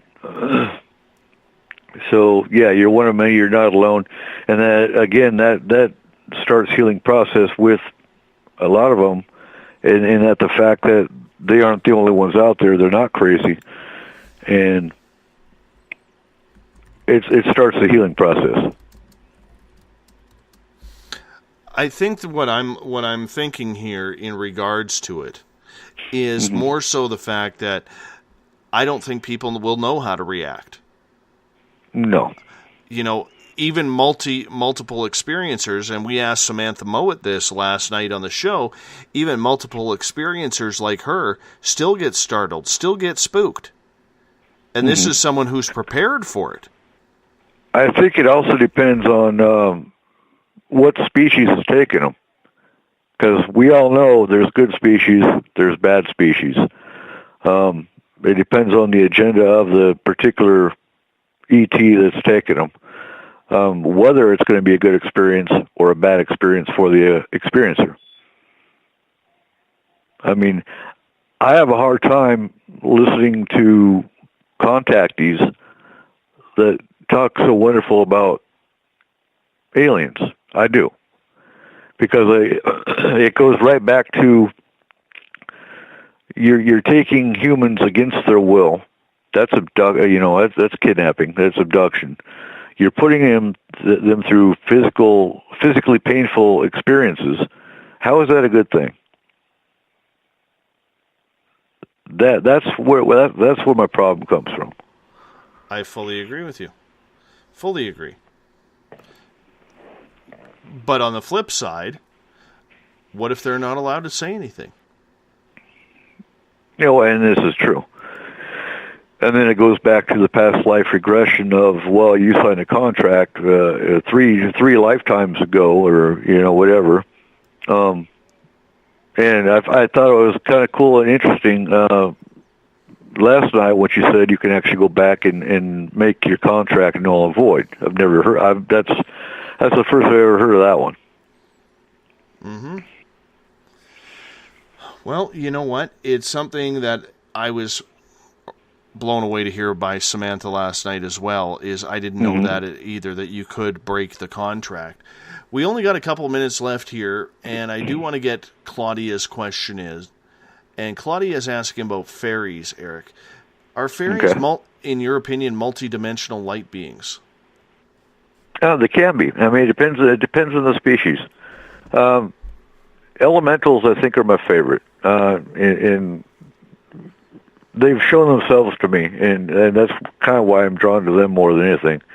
And you've seen the pictures that I posted in the Solar Space Traveler. I think that's one species of them, yeah, as far as the light beings. And a lot of times they come across as orbs. Sometimes those are fairies. And again, people call them light beings. Yeah, every plant, that's where people come up with every plant has its own soul. Every plant's got a fairy with it, if that makes sense. I don't know, man. I don't know. You know, I mean, it's something that, you know, I'm so new to the fairy realm. You know what? You have to remind me on that one the next time the crypto guru Ronald Morphy is on, because we need to ask him that. We need to ask him that for sure. We only got a couple of minutes left with you, my friend. Okay. I would love to spend the remaining 3 minutes talking about your Paracon in Concrete, Washington. What's going on there? Give us an update. Update. We're getting our the VIP roundtable is getting locked into the Lone Star restaurant. We're going to have 25 tickets available. We've already sold one. There's only 24 left to go because we got to keep our space limited. It's not a special VIP time if we open it up to everybody. So we're limiting it to 25 people, $20 for a ticket. The Lone Star restaurant has a bar. It's got a conference room. We're getting it all locked in. We also now have, we're going to open up a drawing for 10 people to be able to go on a Bigfoot hike. That's new as of last week. And immediately following the Bigfoot lecture that Saturday morning, he's the first lecture up, and he's going to take 10 people, names drawn out of a hat, for a free hike up into Bigfoot territory. And Sunday, the next day, he'll be doing a workshop. $20 tickets for the workshop. That's opened. There's no limit on people for that one. And he's going to do a plaster casting workshop on how to get Bigfoot plaster casts. So that's the newest. Again, if they want to get their reservations booked, Three Rivers Inn in Cedar Woolley is our Paracon hotel. And that's about the newest right now. Fourth Moon Paranormal is going to start doing public paranormal coffee once a month. That'll be the second Friday of the month at the Lone Star restaurant. So things are progressing. I look forward to it too, because I am going to be speaking at my first conference. I'm looking forward to actually being there. Can't wait. You know, believe it or not, this thing is 4 months away now, 4 or 5 months away, and I'm already stressing on what to write. Do I do a PowerPoint presentation? Do I not? Do I just talk to people? I don't know. I'm lost over this, man. I am lost over it. Do a PowerPoint. You don't know me in computers, remember? I just mentioned that. I know it, but do a combination. Do a PowerPoint with your key talking points on it, with a pretty picture in the background, and then open up the floor. Eric, I appreciate you coming in for the final hour on Spaced Out Radio tonight. Always a pleasure, my friend, to get you on the air. Thank you so much. Eric Cooper from Forest Moon Paranormal, one of the fastest growing paranormal groups on social media right now. I want to thank Rob Morphy from Cryptopia.us, our resident SOR crypto historian. He comes on the third Wednesday of every month to talk cryptids. He had to leave early tonight because he injured his back, and he just couldn't sit very much longer, so that's why we had Eric come in and bail us out for that last hour. Eric, once again, thank you so much. Remember, you can follow us on Twitter at Spaced Out Radio. Give our Facebook page a like, Spaced Out Radio Show. On Instagram, I can be followed at Dave Scott SOR. Our YouTube channel, subscribe to it, Spaced Out Radio Show, and our website, which will have a brand new look coming out, is spacedoutradio.com. Marcy Peters, first-time listener, hanging out in the Spaced Out Radio chat room on Spreaker. Thank you for giving us a shot tonight. Thank you for gaining our ears, or your ears, and letting us be a part of your time. Our music man, the legendary guitar god himself, formerly at Guns N' Roses, Ron Bumblefoot THAL, kicking it back as he leads us in and out of every Spaced Out Radio program, 3 hours a night, 7 days a week. You can find him. Click on the Bumblefoot banner on the Spaced Out Radio website. Tomorrow night on the show, we are talking to Barry Strom, ETs, channeling. It's going to get interesting. We'll let our music man take us out. We'll talk to you in exactly 21 hours from now. Thank you. Take care. Good night. Make a mistake. We're watching.